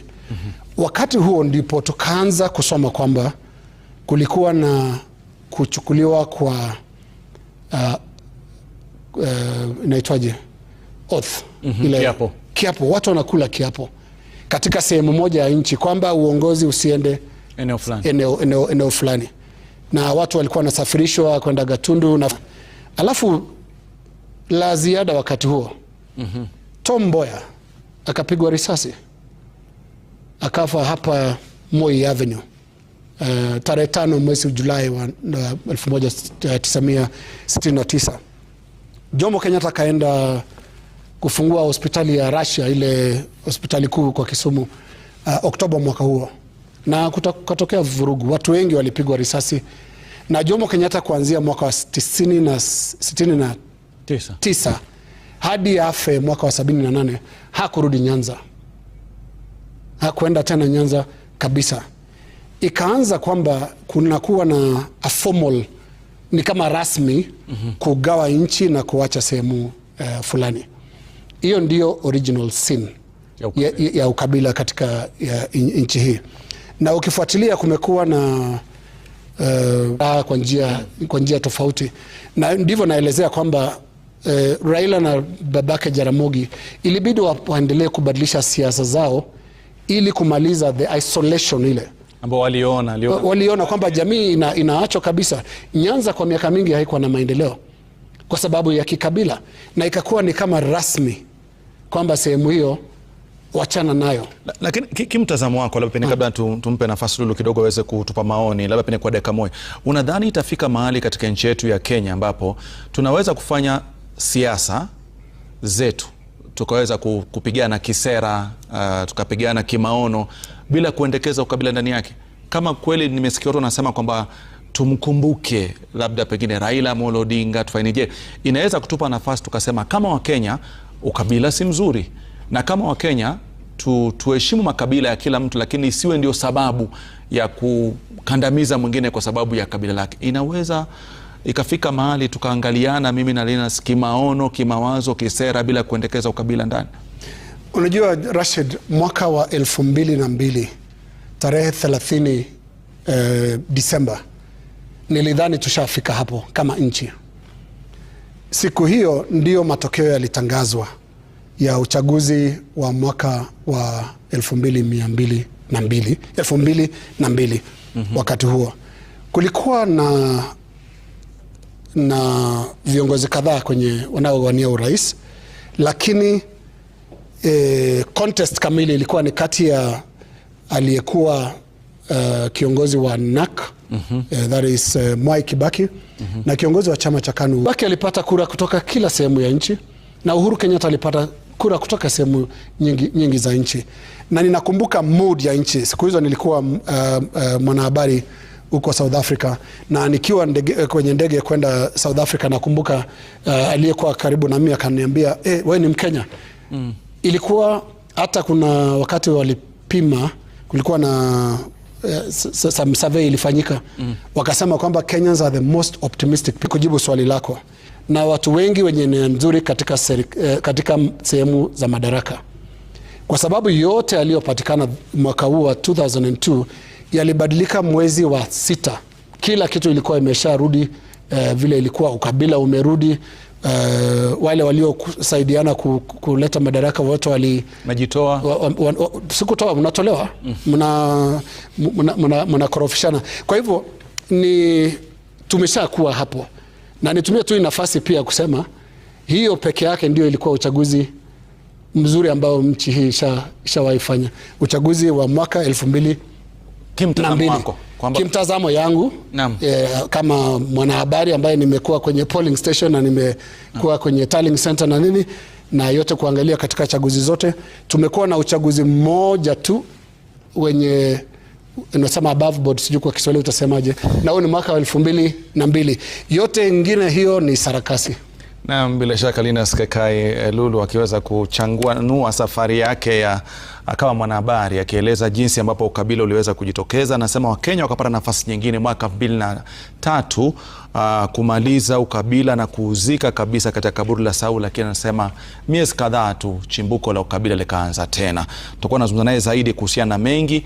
Nakumbuka pia ni mtu ambaye alipata bahati ya kuzungumza na marehemu kwa dakika zake 7, lakini kuna mengi aliweza kuyazungumza. Baadaye nitakuwa kuja tuyachanganue kwa kina, labda rais ama marehemu Raila Amolo Odinga alimwambiaje kuhusiana na mchakato wa Rais William Ruto na broad based government. Nafikiri hilo pia lazima waligusia, nitampa nafasi. Lakini kwanza kabisa Lulu, tukupe nafasi tuangalie Wakenya wanasemaje. Na Rashid, vyema pia kwa wajuza wa Kenya ni kwamba wakati wote kuanzia sasa tutaweza kupeleka moja kwa moja hadi ikulu ya Nairobi, ambapo Rais William Ruto anatarajiwa kuhutubia taifa wakati wowote kuanzia hivi sasa. Lakini mbali na hayo, mtazamaji, bado jumbe za risala za rambirambi zinazidi kumiminika. Ikumbukwe kwamba Martha Karua wakati mmoja, Rashid, alikuwa ni mgombea mwenza Raila Amolo Odinga, na hii barua amempelekea Aida Odinga, mkewe mwenda zake Raila Amolo Odinga. Anasema kwamba kwamba it is with deep shock and profound sadness that I have received the news of the passing of your dear husband, father, friend and great leader, Right Honorable Raila Amolo Odinga. Please accept my heartfelt condolences and those of many who stand with you, your family, the people of Kenya, our continent of Africa and indeed humanity at large. Raila's illustrious career spanning decades towers like a colossus across Kenya and the African continent. His life was a testament to courage, endurance and an unwavering commitment to the liberation and transformation of our nation. Few lives have been so fully devoted to the cause of justice and democracy. He bore immense personal sacrifice, spending years behind bars and away from his loved ones in pursuit of freedom for all Kenyans. That was his burden to carry, but with it came yours, Ida, and that of your entire family. The weight you have carried as his partner in both life and struggle is beyond what most can imagine, and for that Kenya owes you and your family an unpayable debt of gratitude. Ndo jumbe hii kwake Aida Odinga, ni jumbe nzuri sana kwa Aida Odinga. Lakini mbali na yeye ni kwamba Rigathi Gachagua ambaye ni kinara wa DCP anasema, Baba Raila Odinga, may you rest well. To the family you espouse, Mama Aida Odinga and your children, my family and I join you in prayer during this difficult moment. My deepest sympathies to you and to the people of the Republic of Kenya. The Enigma Baba, the father of a democracy and a formidable hero of Kenya's second liberation. You stood tall and strong in intellect, knowledge and quest for democracy. You faced brutal regimes, brutality. You were tortured, jailed, abducted and detained severally for Kenya. When the history of Africa's Pan-Africanism is written, your chapter as the indefatigable lion of Africa will attract many readers. Ndio jumbe yake kutoka kwa Rigathi Gachagua, bado akiendelea akisema, much as we have never been on the same political side, I've had a strong admiration of Raila Odinga's art of forming and sustaining a strong political party that survived 4 general elections. I remain by his choice of quality legislatures to fly the party flag and eloquently articulate party policies and the people they represented. You are a hero celebrated home and away. You have not gone, Raila Odinga. You have just faded away. Rest in peace, Baba, and may perpetual light shine upon you forever. Na jumbe nyingine, risala nyingine ya rambirambi ni Faruk Kibet anasema, it is with deep sorrow that I join the family, fellow Kenyans and the world at large in mourning the sudden passing of the enigma, Right Honorable Raila Amolo Odinga. Raila will be remembered as a true champion of the second liberation and multi-party democracy, a statesman who consistently set aside personal interest for the good of our nation. Kama unavyoona Rashid, kwamba watu wote wamekuja pamoja na kila mmoja akimiminia sifa kedekede wakati ameondoka.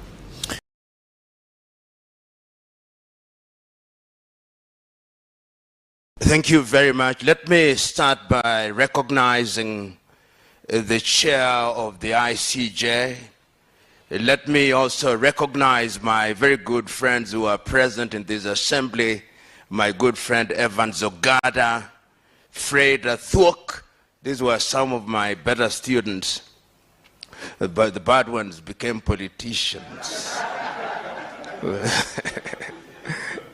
And to also welcome my very good friend whom I met for the first time about 2 hours ago, has come all the way from Tel Aviv to visit with us. Mulugeta is from Tel Aviv, but aboriginally from Eritrea. Welcome to Kenya.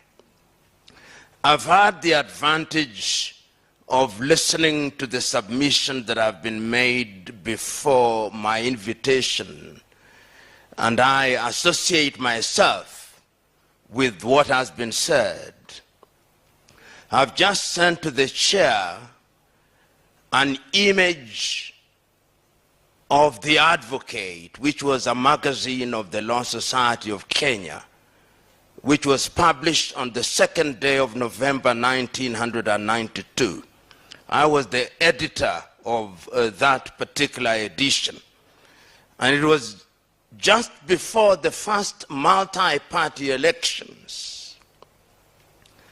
And the same things that we said then are the very same things that remain relevant today. We come here to interrogate what democracy is. I will not give you a typical keynote address. I'll simply identify a number of issues on the basis of which you can then continue with your long day or with your day-long debate.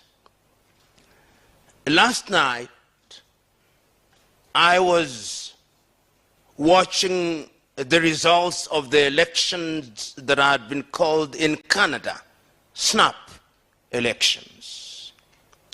Canada has 38 million registered voters.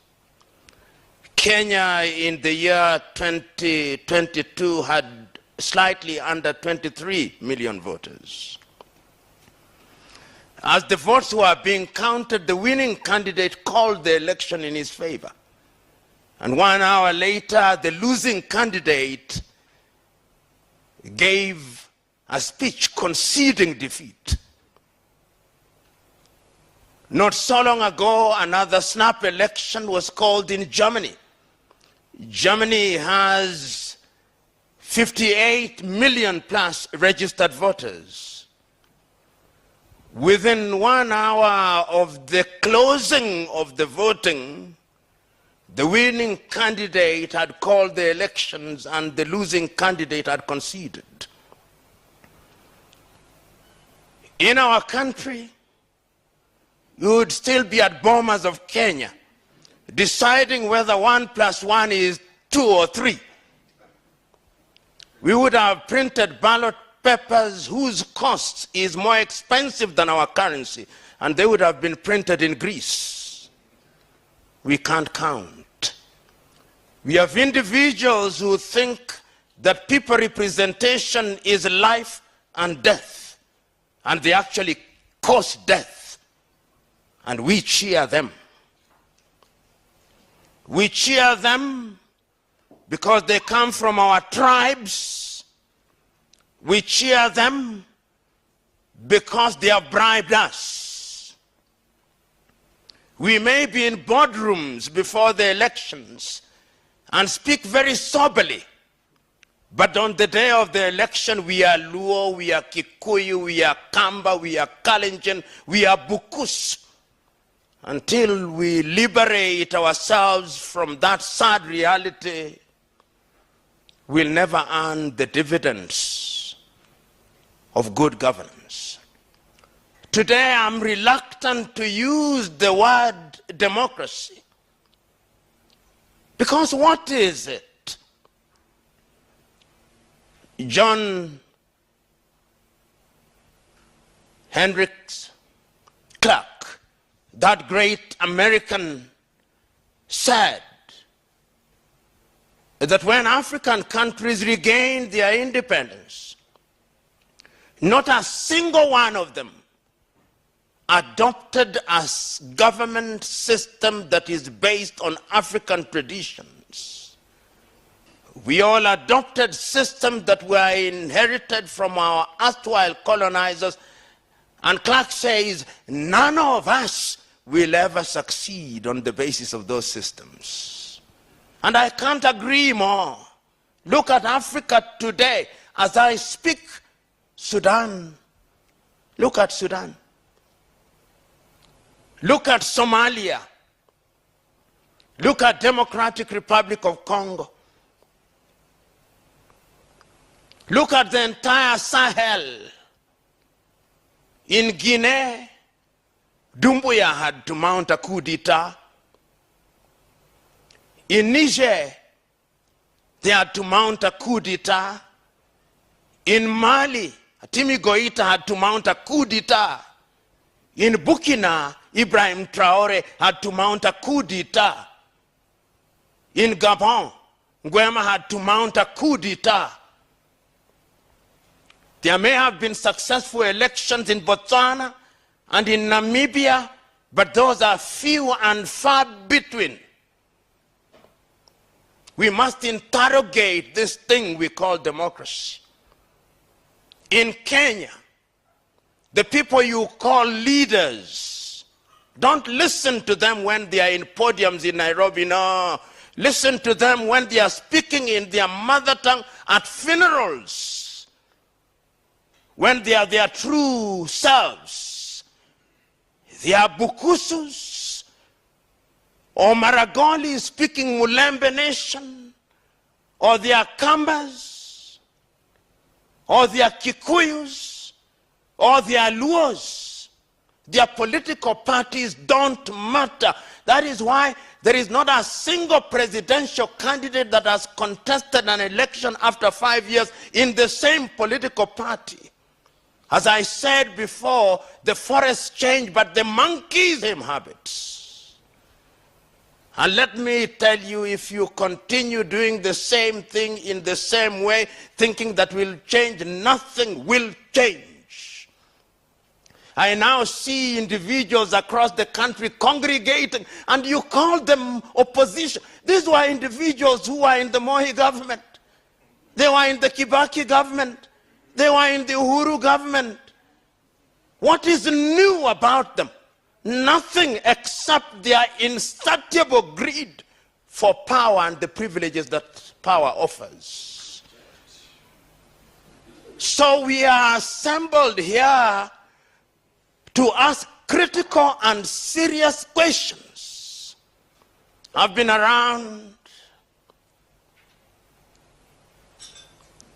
I was here in 1980s. I was here in 1990s when the entire movement of change the Constitution was alive and well. I was in the Council of the Law Society. I've been here and I've seen Kenyans repeatedly electing individuals in the name of democracy who in other parts of the world would be completely unelectable. We elect comedians. And as one wise man, is it Albert Einstein, who said, when you elect a comedian to take him or her to the palace becomes a circus. And that is why we have what we have today. What is the value of knowing that which is right without doing that which is right? I keep on hearing Kenyans saying, we have a beautiful constitution. What is the beauty of a constitution which you honor and breach? What is it? You know, in 1967, the late Tanzanian President Mwalimu Julius Kambarage Nyerere was asked, what is the secret of development?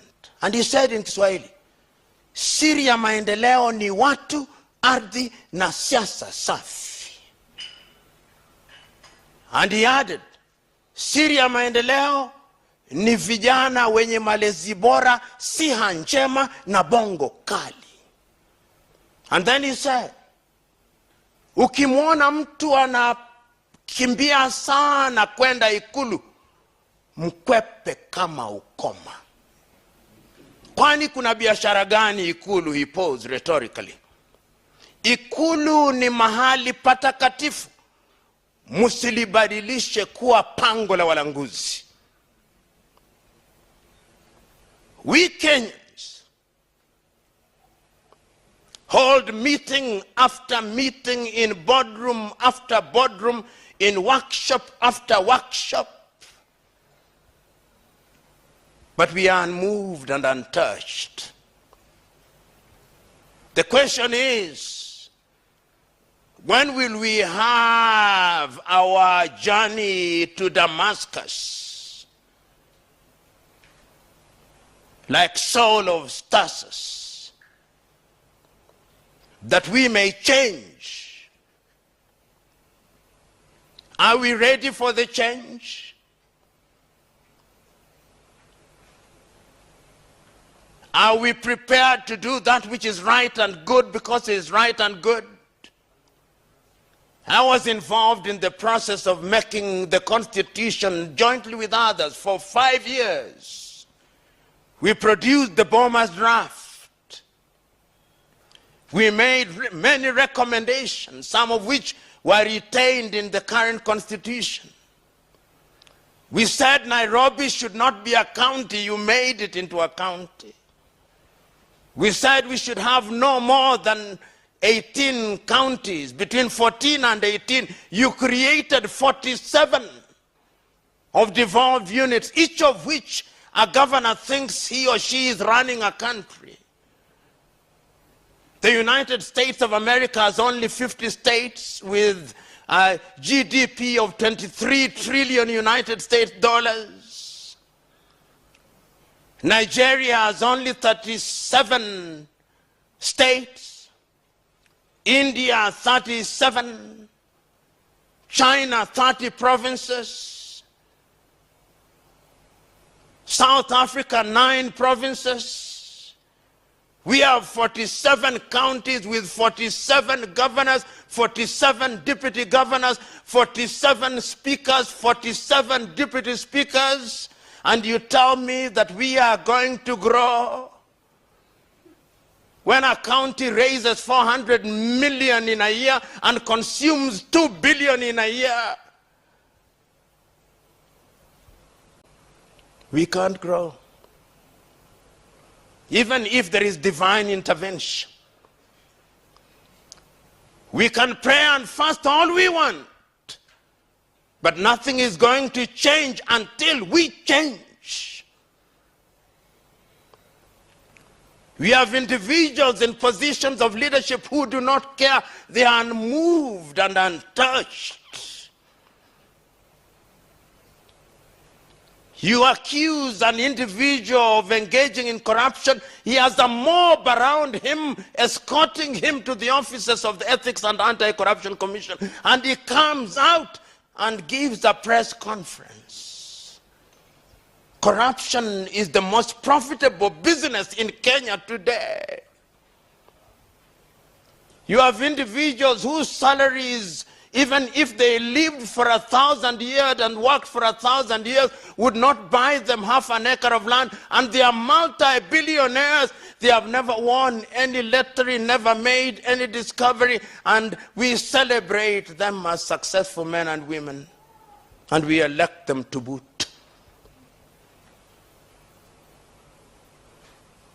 As Dr. Waindi said, I grew up partly in Maringo, partly in Jericho, partly in Eastleigh, partly in my rural home in Usenge, in Imbo, in Siaya County.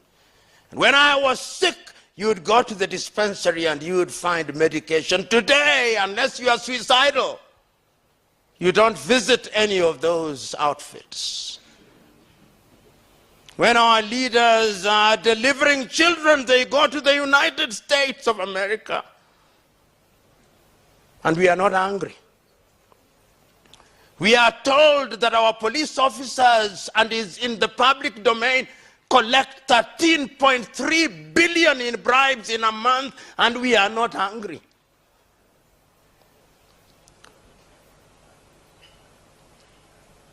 Young Kenyans, the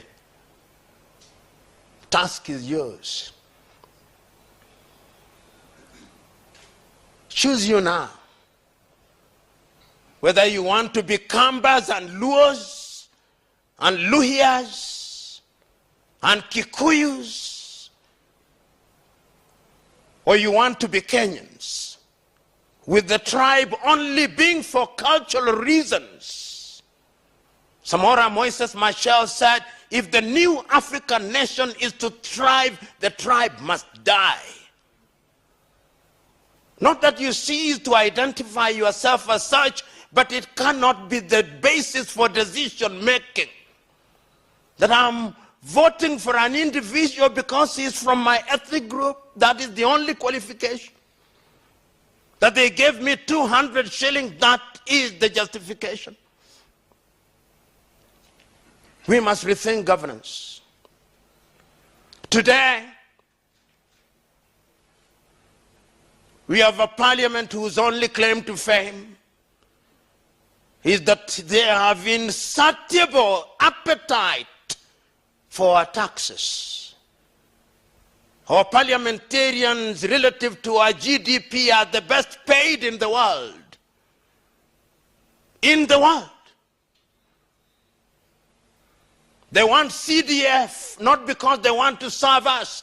Ask each one of them how many companies they have formed, where their drivers and brothers and sisters and house helps are the directors. Ask them.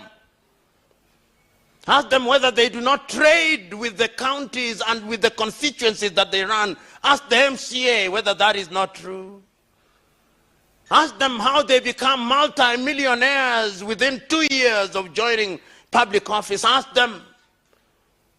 Ask them why, when the courts have declared CDF to be unconstitutional, why they want to constitutionalize it, whether we like it or not. It is a slush fund. And you know, your typical Kenyan politician thinks that we have the memory of a mosquito and a warthog combined. That is why they don't care about us.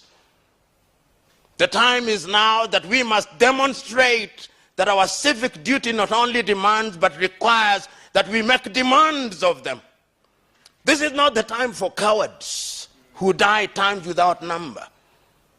Because if you are a coward today, your children and children's children will pay the price of our cowardice. We must speak out and bear the consequences. Yesterday, the 29th day of the month of April in the year 2025, you saw how 6 individuals were killed in cold blood. And nothing will happen to them. That is the tragedy. A culture of lawlessness and impunity has taken root in our country. So when you talk about democracy, what is it? It is not true that we did not know democracy, no. It is not true that democracy came from Greece. That was the Greek definition of democracy. When it came to the United States of America, Abraham Lincoln said of it that it was a government of the people, by the people, and for the people. That was their definition of it.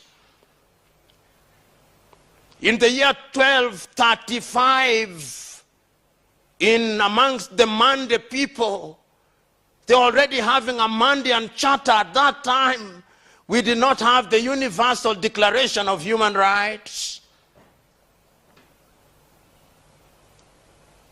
There were orderly kingdoms in Africa.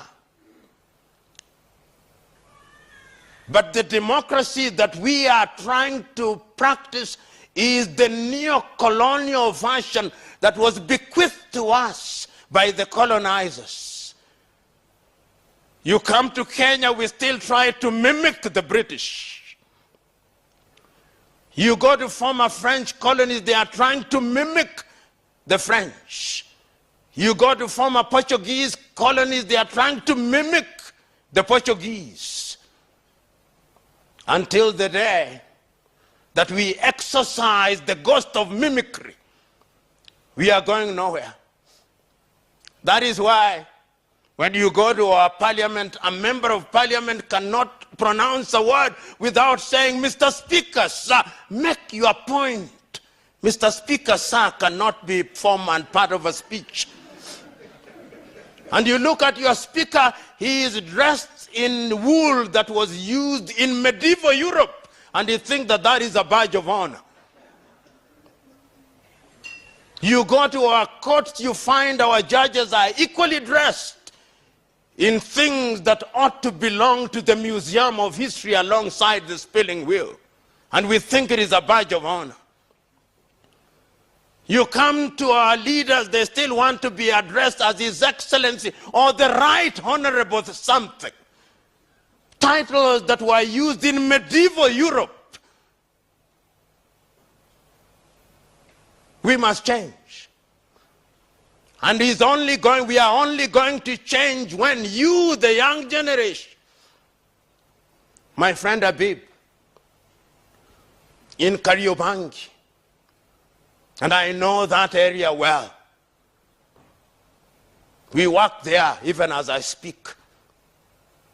Go out there and speak a different language.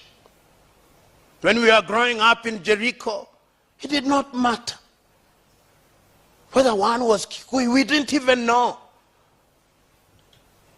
It's only later that we knew that Kariuki was a Kikuyu name and Wafula was a Luhya name. Today, you see the government advertising a post and they put there John Lukoe, Luhya. John Joroge, Kikuyu. Go out there in Kariobangi and change minds. Those of you who are from Kibera and Katwekera, go out there and change minds. If you are from Kaloleni, go out and change minds. And just don't be in Nairobi, go out there. In Kilifi, let ICJ not be a boardroom arrangement where we speak to ourselves in English. Nendeni mkazungumza na watu kwa Kiswahili na lugha zao za mama. Hilo ndilo jambo ambalo lazima tulitekeleze ikiwa tunataka kulibadilisha taifa hili. Kwa kuwa taifa imepigwa ngeta kwa lugha ya mtaa na wahuni tunaowaita viongozi, na wahuni hawana haya. Siri ya ubinadamu ni kuwa na haya. Watu ambao tunaita viongozi Kenya hawana haya. Wanaua hawana haya. Wanaiba hawana haya. Wakati ni sasa tuwe ni watu ambao tuna haya. Na tusiogope. Tuwe wajasiri. Uchaguzi ni mwaka 2027. Ikiwa ningeulizwa, hiki kizazi cha wanasiasa ambao tunaona wakiranda, wakipiora, tunawafahamu. Nyerere alikuwa akisema wasipong'atuka tuwang'atue. Na tuna uwezo wa kuang'atua kwa njia za kupiga kura. Uamuzi ni wenu.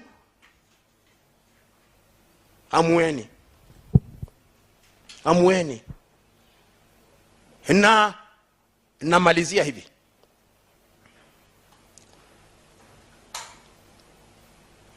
Namaliza kwa kumtaja na kutumia mfano aliyeutoa tena Mwalimu Julius Kambarage Nyerere. Hakuna kiongozi katika bara hili ambalo amelishughulikia jambo hili kumpita Mwalimu Nyerere. Akizungumzia mambo ya utawala, alisema tatizo la Mwafrika katika mambo haya ya kura ni kwamba Mwafrika ameleweshwa na kasumba ya ukoloni mambo leo. Na kulewa huko kunatokana na vitu viwili. Ama mpiga kura ni mjinga au ni mpumbavu. Na akasema tena Mwalimu, mjinga akiambiwa ataelewa na atabadilika. Sasa naombeni muende katika mitaa na kila pembe za nchi hii, mtoe ujinga. Mwambie kila mtu ukabila na udini haitawasaidia. Na pia akasema ya kwamba kuna wapumbavu. Mpumbavu ni mtu ambaye amepumbaa. Hata ukimweleza hasikii. Ni wachache sana wapumbavu. Mkimwona mpumbavu mkwepe kama ukoma. Na mwisho kabisa, naenda kule Ugiriki. Wagiriki walipozungumzia mambo haya ya kidemokrasia, na nitaeleza kwa Kiingereza ili na wengine waelewe. The Greeks divided their population, as you famously know, into 3 categories. Idiots. Idiots are individuals who may have gone to school. They have degrees, PhD, they are professors, but they are idiots. They do not make demands of their representatives. When there are potholes on the road, they buy 4-wheel drive cars. When there is insecurity, they hire security firms. Gardawald from Canada, Fargo from the United States, 4GS from the United Kingdom. Those are idiots. They think that they are immune. They are cast to their countries. Then there are tribalists who think that their security and safety lies with their tribesmen. Wenu ni wenu, they say kwa Kiswahili. Wanasema yours is yours. Mokamba kevindio. Oduadu. Modo wa nyuba. Those are tribalists. Shenu ne shenu murembe. Those are tribalists, and they are a danger to our country. The third category are citizens. The people who look at Kenya and they know that Kenya belongs to us and the generations yet to be born. And they want good roads. They want good schools where you do not know whether you are in CBC or CBE. You never know what we are doing. They want security. They want opportunities for our young men and women. They don't want our young men and women to be exported to Myanmar, to be exported to the Arab world in modern day slavery. Those are citizens. Today, I'm urging you to be citizens of the Republic of Kenya. Because when you are citizens of the Republic of Kenya, you will be good citizens of Africa, East Africa, and good citizens of the continent of Africa, and good citizens of the world. So go out there and do that which is good and right, in the knowledge that we have men and women in positions of authority who do not care and think that they are larger than life, almost as large as death. But remind them that they are lived a Mobutu in the Democratic Republic of Congo. Remind them. Remind them that they are lived a Jean Bedel Bokassa in Central African Republic. Remind them. Remind them that they are lived Bongo in Gabon. Remind them. Remind them that they are lived Jean-Claude Duvalier in Haiti. Remind them that they are lived Fez al-Assad and Bashar al-Assad in Syria, and they are no more. Remind them. God bless you.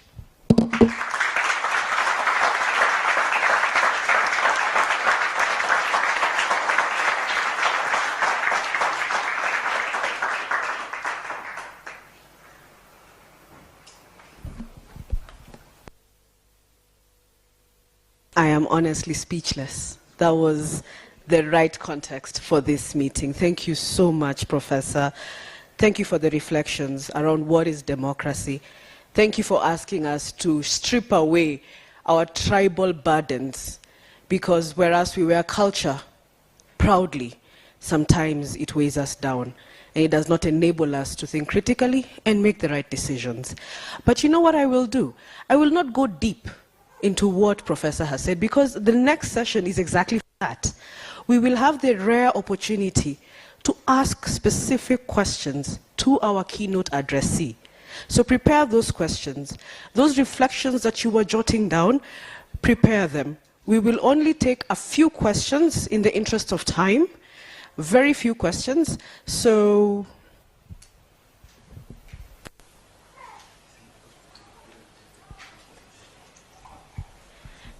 And I think I felt the spirit telling me that in the interest of time, we will take very few questions. So I will ask a few people to raise their hands, then I will remember you. So don't wait to be the last because you might not get that opportunity. So I will only take a few questions from the floor. Naomba niulize maswali. Na hata nikosolewe. Kuna swali ndugu Habibu. Au maoni. Thank you. Good morning, fellow taxpayers. Fellow Kenyans, habari zenyu. I stand here proud. My name is Prince Brian Kamau. I come from Kiambu County. But more than that, I am a product of Bunge Mashinani Initiative, a product of Raila Trust, a product of you, Professor, and proudly now I can say I'm a product of ICJ Kenya. I stand with a lot of pain from what I've heard from the speakers before me. And not just the speakers before me, but the very many people that I represent down in my village. My grandmother, who now currently walks with a limp after the freedom that they have fought for. I stand with a lot of pain from the young people of this nation, knowing that we were at a good trajectory. I hear stories where my county, Kiambu County, would give deni to a whole nation of Tanzania. Currently, I have my governor can stand proudly and say that the fight that we are seeing in our county is all political. I stand with a lot of pain, Professor, knowing that we could be in the same league with Singapore today. But the truth of the matter is, that is the absolute difference. In the Bible, Jesus Christ bet a lot of people in the temple when he said, "We have turned the house of my father into a house of business." I cry today for our parliament because we have turned that holy house into a house of business. I stand today with a lot of pain, knowing that from the area I come from, we chose a young person to represent us. But because the mentors of this young person are the people who are destroying this nation, he has followed the same route. I stand with a lot of pain, Professor. Today I can tell you proudly, we acknowledge the fact that as the young people, we had a part to play in 2022 and we failed. But 2022 is past. On a daily basis, I have to wake up and fight for my country. Regardless of the fact that I am a chemist in profession, governance is not my roots. This is not a hobby. This is not something I had even thought I'd engage myself in. But today, because of that chemistry that I have studied in high school, in campus, it cannot help me today. I have to fight for my country. It pains me that we lost the likes of Dedan Kimathi, fighting against a colonial government, only for us to come and install a government of colonialists who are the same color as we are. I stand with a lot of pain, knowing the fight that you guys, the guys before us, you know, people say that the Gen Zs are the people who have come to bring revolution in this nation. No. The revolution began way before I was born. I stand with a lot of pain knowing that regardless of the fact that last year we lost a lot of comrades, I watched the documentary by BBC and I was shattered. I was on the streets. I could have been one of those who fell. I acknowledge the fact that there are those who have fallen way before us, but still to date, we are still talking of the same problems. Professor, I can assure you, as a person who represents the young people of this nation, as a person who has been empowered by you, by ICJ, by Raila Trust, by Bunge Mashinani, that we shall not stop. When we say must go, out there in the streets. We talk of him and the whole institution he represents. We shall strip it down to the MCAs at our local wards. This is a declaration of war. Never again shall we have to fight for this nation. No, it's enough. I have a younger brother, he is 2 in July. I will not want him to go through the same struggle that I have. The same way my parents, you guys have not allowed us to go through the same struggle that you guys have, you guys passed through. As I conclude, I know for the sake of time, this one is very passionate to me. Our country is in a situation where daily to day basis, we are misprioritizing our priorities. Currently, SHIFSHA is not working, university funding model is not working. As I was coming here today, I saw high school students going home because of capitation, of course. Yet, there is a bill in Parliament where we want now to legalize the NGCDF, and we want to constitutionalize a Senate oversight fund. I mean, Professor, we share the same pain. Thank you very much. Let's take those two and then Small caveat to the other questions. Please keep it short. But that was important, and I thank you for that. That was good. And I just wanted to ask you a small question. Why is the political sphere in Kenya and all over the globe attracting so much less talented individuals? When you talk about Nyerere and others, it means politics used to attract folks with a lot of talent. Why today does it attract individuals that are so much less talented, who engage in obscene entertainment, binge borrowing, and really just a lot of crazy stuff? See my friend Kimem. Thank you, Prof. I feel inspired. I'll go directly to my question. I think you have talked about the looters, the killers, coming out as the liberators, and maybe the so-called opposition. For me, I believe we, the Kenyans, are the opposition because sovereignty power belongs to us. But how do we help our community identify leaders of integrity, ethical leaders? Because today we talk about presidential candidates, it is the same people that always will linger into our minds. So then how do we help our communities?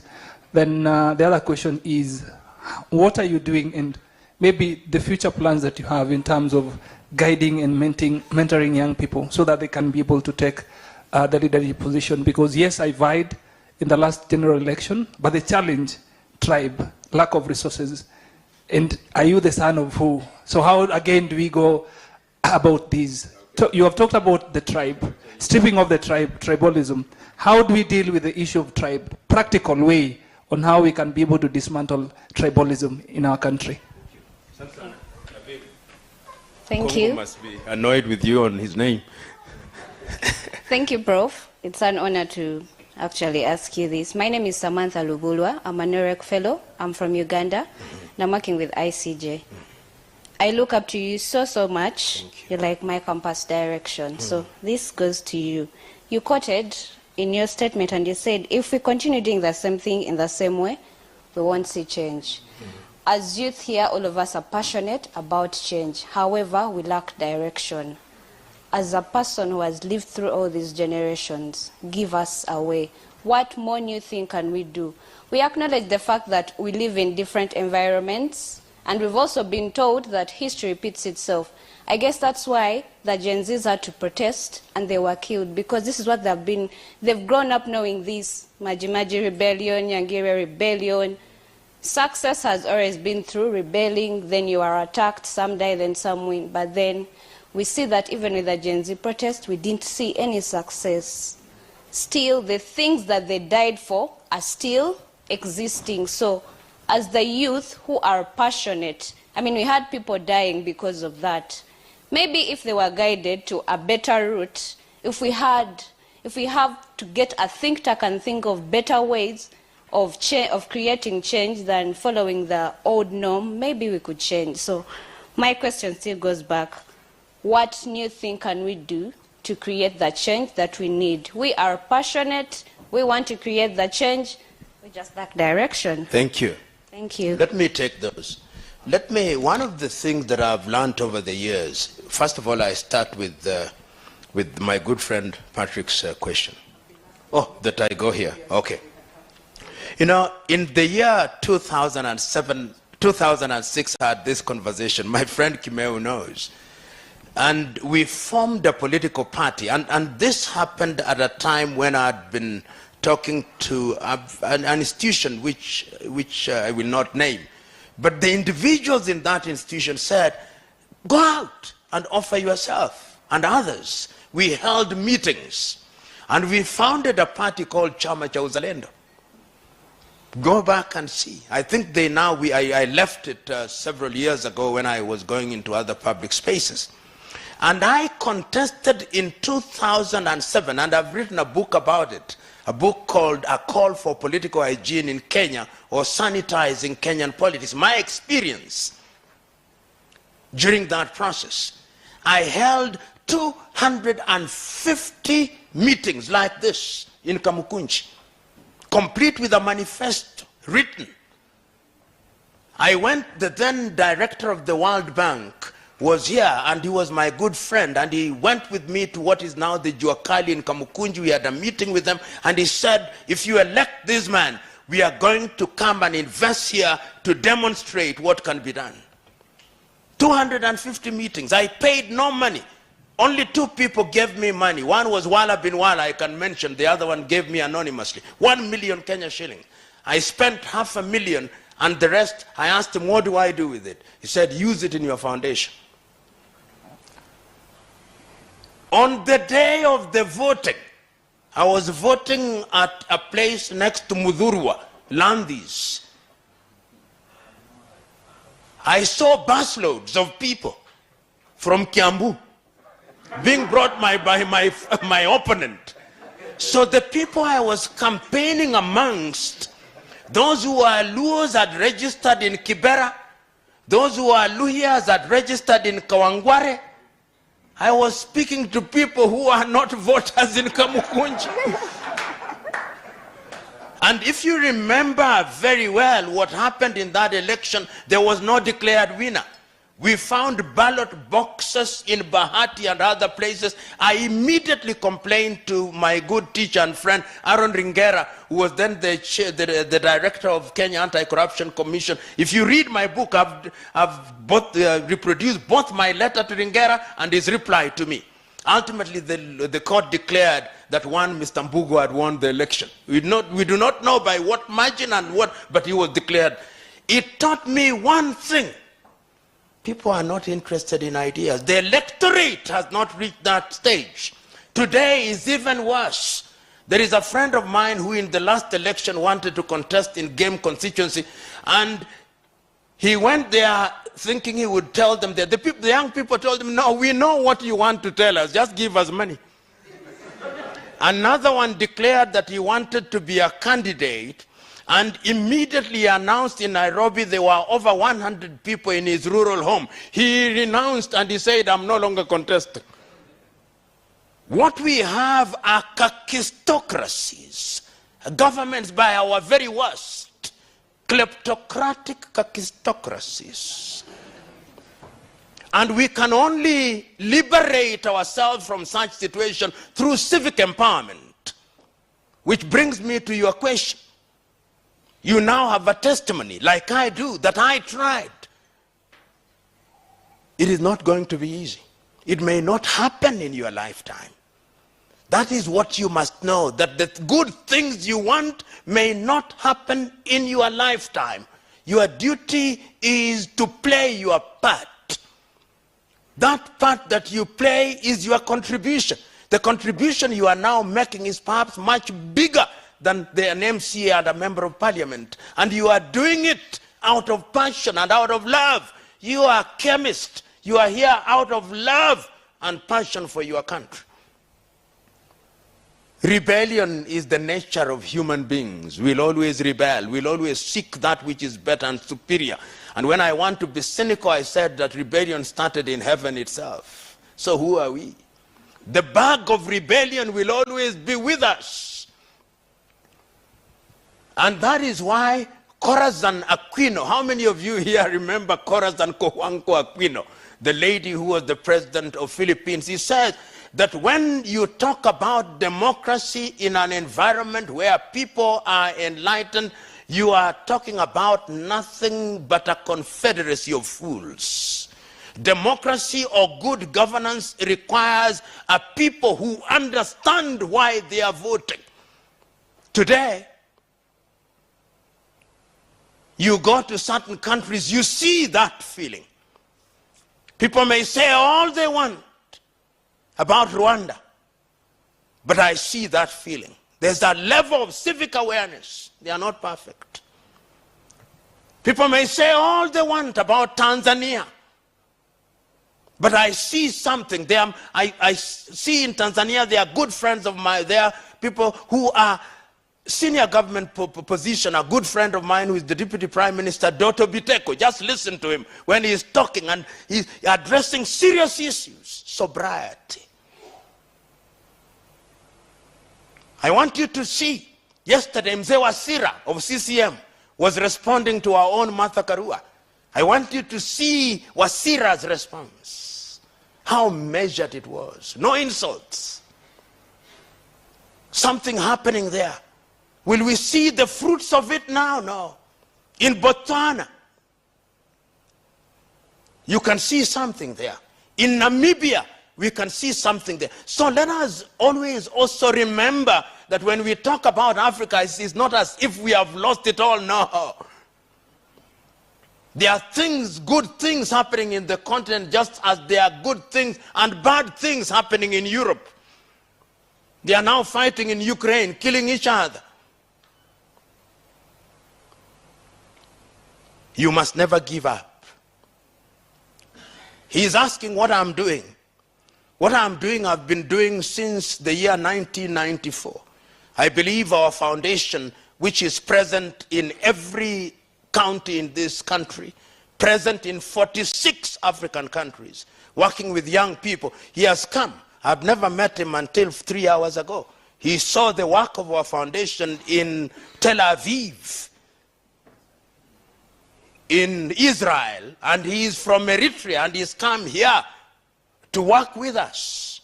It means, whether you like us or not, that we are doing something right. Yeah, something that awakens the spirit. And this is why, when I see people, and there are people who have been doing good things, I ended there. My good friend Athuok, Kimel, we have been with Kimel for donkey years. Evans Ogada, and many others who have been doing things. You are all making a contribution. I'm now answering your question. Never despair. In 1947, when Ghana's Kwame Nkrumah was about to join Lincoln University in the United States, he was asked to write a one-page statement of what he wanted to do, and this is what he said: so much to be done, so little time. And that is the reality for all of us. So much to be done, so little time. Make your contribution. And that contribution you make, it is our own Wangare Muta Maathai, who several years gave the story of a hummingbird. And he said the hummingbird only brings a mouthful of water in an attempt to put out the fire. Who knows whether it's just that little mouthful that was necessary to put out the fire. So let us go out there courageous. It is the Chinese, and I think we Africans to say, when you are planning for 1 year, plant rice. When you are planning for 10 years or whatever number of years, plant trees. But when you are planning for a generation, plant ideas in human beings. Make sure that within your own sphere, you create positively individuals who are touched by your word and never fear people who will be better than you. A good teacher is one who produces pupils and students who are better than him or her. That is what it is. If you are afraid of ideas, then go home and sit and never be seen. And if you think that things are going to be easy, that which is easy is not worth doing. You must bear the consequences. So I have no doubt in my mind that all of you, Ocheng there comes from Mombasa. I'm sure you get frustrated. It can be frustrating. But never give up. Frustrated you will be, but never give. Kime, as I conclude. You know, there was a time I was the director of the Kenya Anti-Corruption Commission.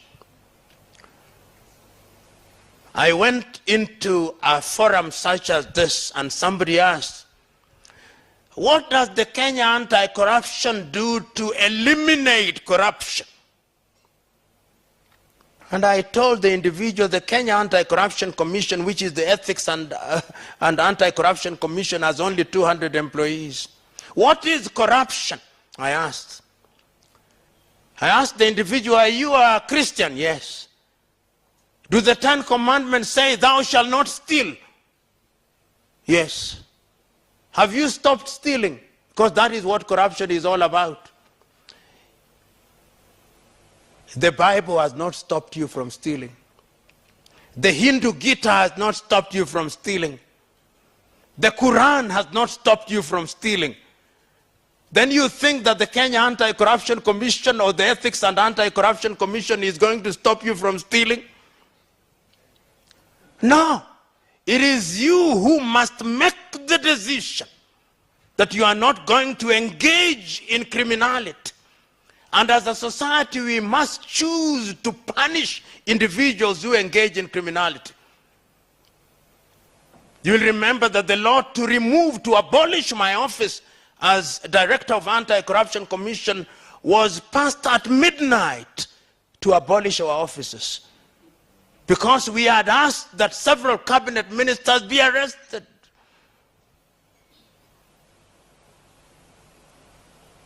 At midnight.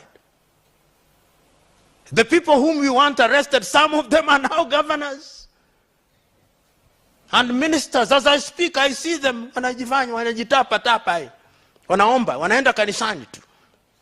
Wengi tu. Wanaenda msikitini.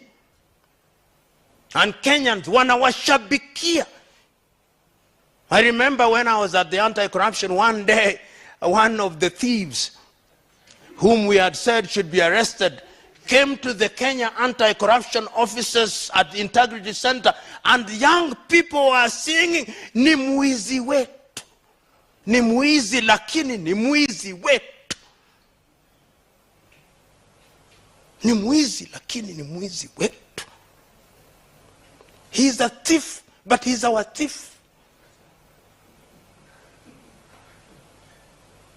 So, the decision is yours. But we can change it. If you don't succeed, your children will. If they don't succeed, their children's children will. So don't despair, my young lady from the Republic of Uganda. Don't despair. Right now, you can see what they are trying to do to eliminate my good friend Ibrahim Traore. Survived many assassination attempts. Because when you are doing good, they'll take you out. It is Samora Moises Machel who once said, when you hear the former colonizers saying you are good, you must pause and ask yourself, what evil are you committing against your people? So, ladies and gentlemen, I wish all of us well. Remember that none of us has a solution to our national problem. It is combined that we can have a solution. But one thing that I'm passionate about is that we must be Kenyan citizens. Our country is lonely. It is lonely because tribalists are the ones who are at the helm. They congregate from hotel to hotel. And when they go to such meetings, they bring their tribes as mortgage in the political, as collateral in the political mortgage market. So they go there and say, I'm from this tribe. This is the collateral that I bring to the political mortgage market. And we have a basket of votes which come 2027 is going to catapult us. I am urging you today there to go out and to begin to say, wasipong'atuka watang'atuliwa. Wasipong'atuka watang'atuliwa. Thank you.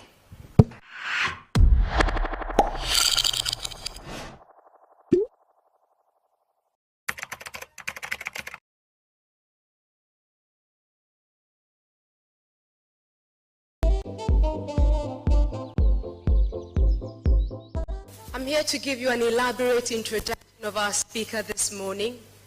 And I believe at the end of this morning's speech, you would know that the elaborate introduction is all worth it. The speaker is an associate professor of public law, a holder of an LLB, that is Doctor of Law, on the Law of the Sea from the University of Ghent, Belgium, Master of Laws degree and Bachelor of Laws degree from the University of Nairobi. The speaker holds an honorary degree of Doctor of Letters from the University of Cape Coast, Ghana. He is also a holder of the degree of Doctor of Science from Bells University of Technology in Nigeria. He has been trained on human rights at the Institute of Advanced Legal Studies, University of London, England. Humanitarian law at the Raoul Wallenberg Institute of the University of Lund in Sweden, and on international humanitarian law in Geneva, Switzerland. He is an advocate of the High Court of Kenya and Tanganyika, and a certified mediator. The speaker is a fellow of the Institute of Certified Public Secretaries of Kenya, a fellow of the Kenya Institute of Management, and honorary fellow of the African Academy of Sciences. And he is the chairman of the Farafina Investment Group in Monrovia, Liberia, an economic strategic growth and development initiative for Africa based in Nigeria. He is the immediate former director and chief executive officer of the Kenya School of Law, a former secretary of the Constitution of Kenya Review Commission, and a former director of the defunct Kenya Anti-Corruption Commission, and is currently working on a number of projects. He is a renowned legal practitioner, and he has written several books, including The Criminal Procedure in Kenya, An Outline of Judicial Review in Kenya, Kenya's Long Search for a Constitution, and many others. The Postponed Promise and Judicial Review and Administrative Law. And he has published numerous articles in refereed journals and several book chapters. He has also edited several books, including The Devolution in Kenya, The Constitution of Kenya, and many others. He has co-authored The Constitution of Kenya, including many other books. And remember that in 2004, the speaker received commendation from the Kenya Scout Association for service to the society. In 2011, Bishop Okulu College of Theology of Great Lakes University of Kisumu awarded him the Order of St. Paul's the Apostle for restoration of good governance and right values in society. In 2012, the East African Association of Anti-Corruption Authorities recognized him for valuable and exemplary contribution in the fight against corruption.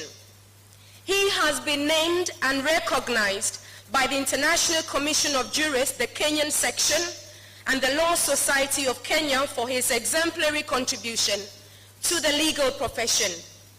He was recognized by the Kenya USA Association for the Martin Luther King Jr. Leadership Award in 1996 and was the recipient of the 2008 Martin Luther King Africa Salute to Greatness Award by the Martin Luther King Jr. Africa Foundation. He has also been included in the Marcus Who is Who in the World and is the distinguished Mwalimu Julius Nyerere Lecturer at the University of Dar es Salaam for 2014. He has been recognized and has received the following awards and of course recognition. African Luminary Award by African Cultural Association in the United States of America. Freedom of the City of Lowell in the Commonwealth of Massachusetts in the United States of America for his role in the fight against corruption and bad governance in Africa.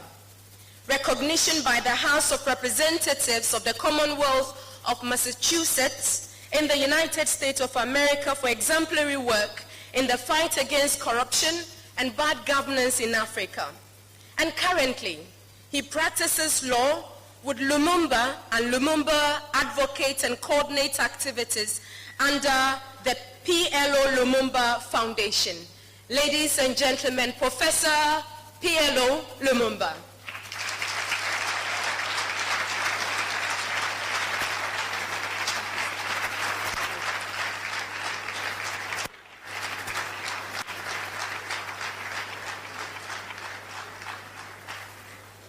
Thank you very much. Sometimes introductions can be so elaborate that you wonder whether you are the person that is being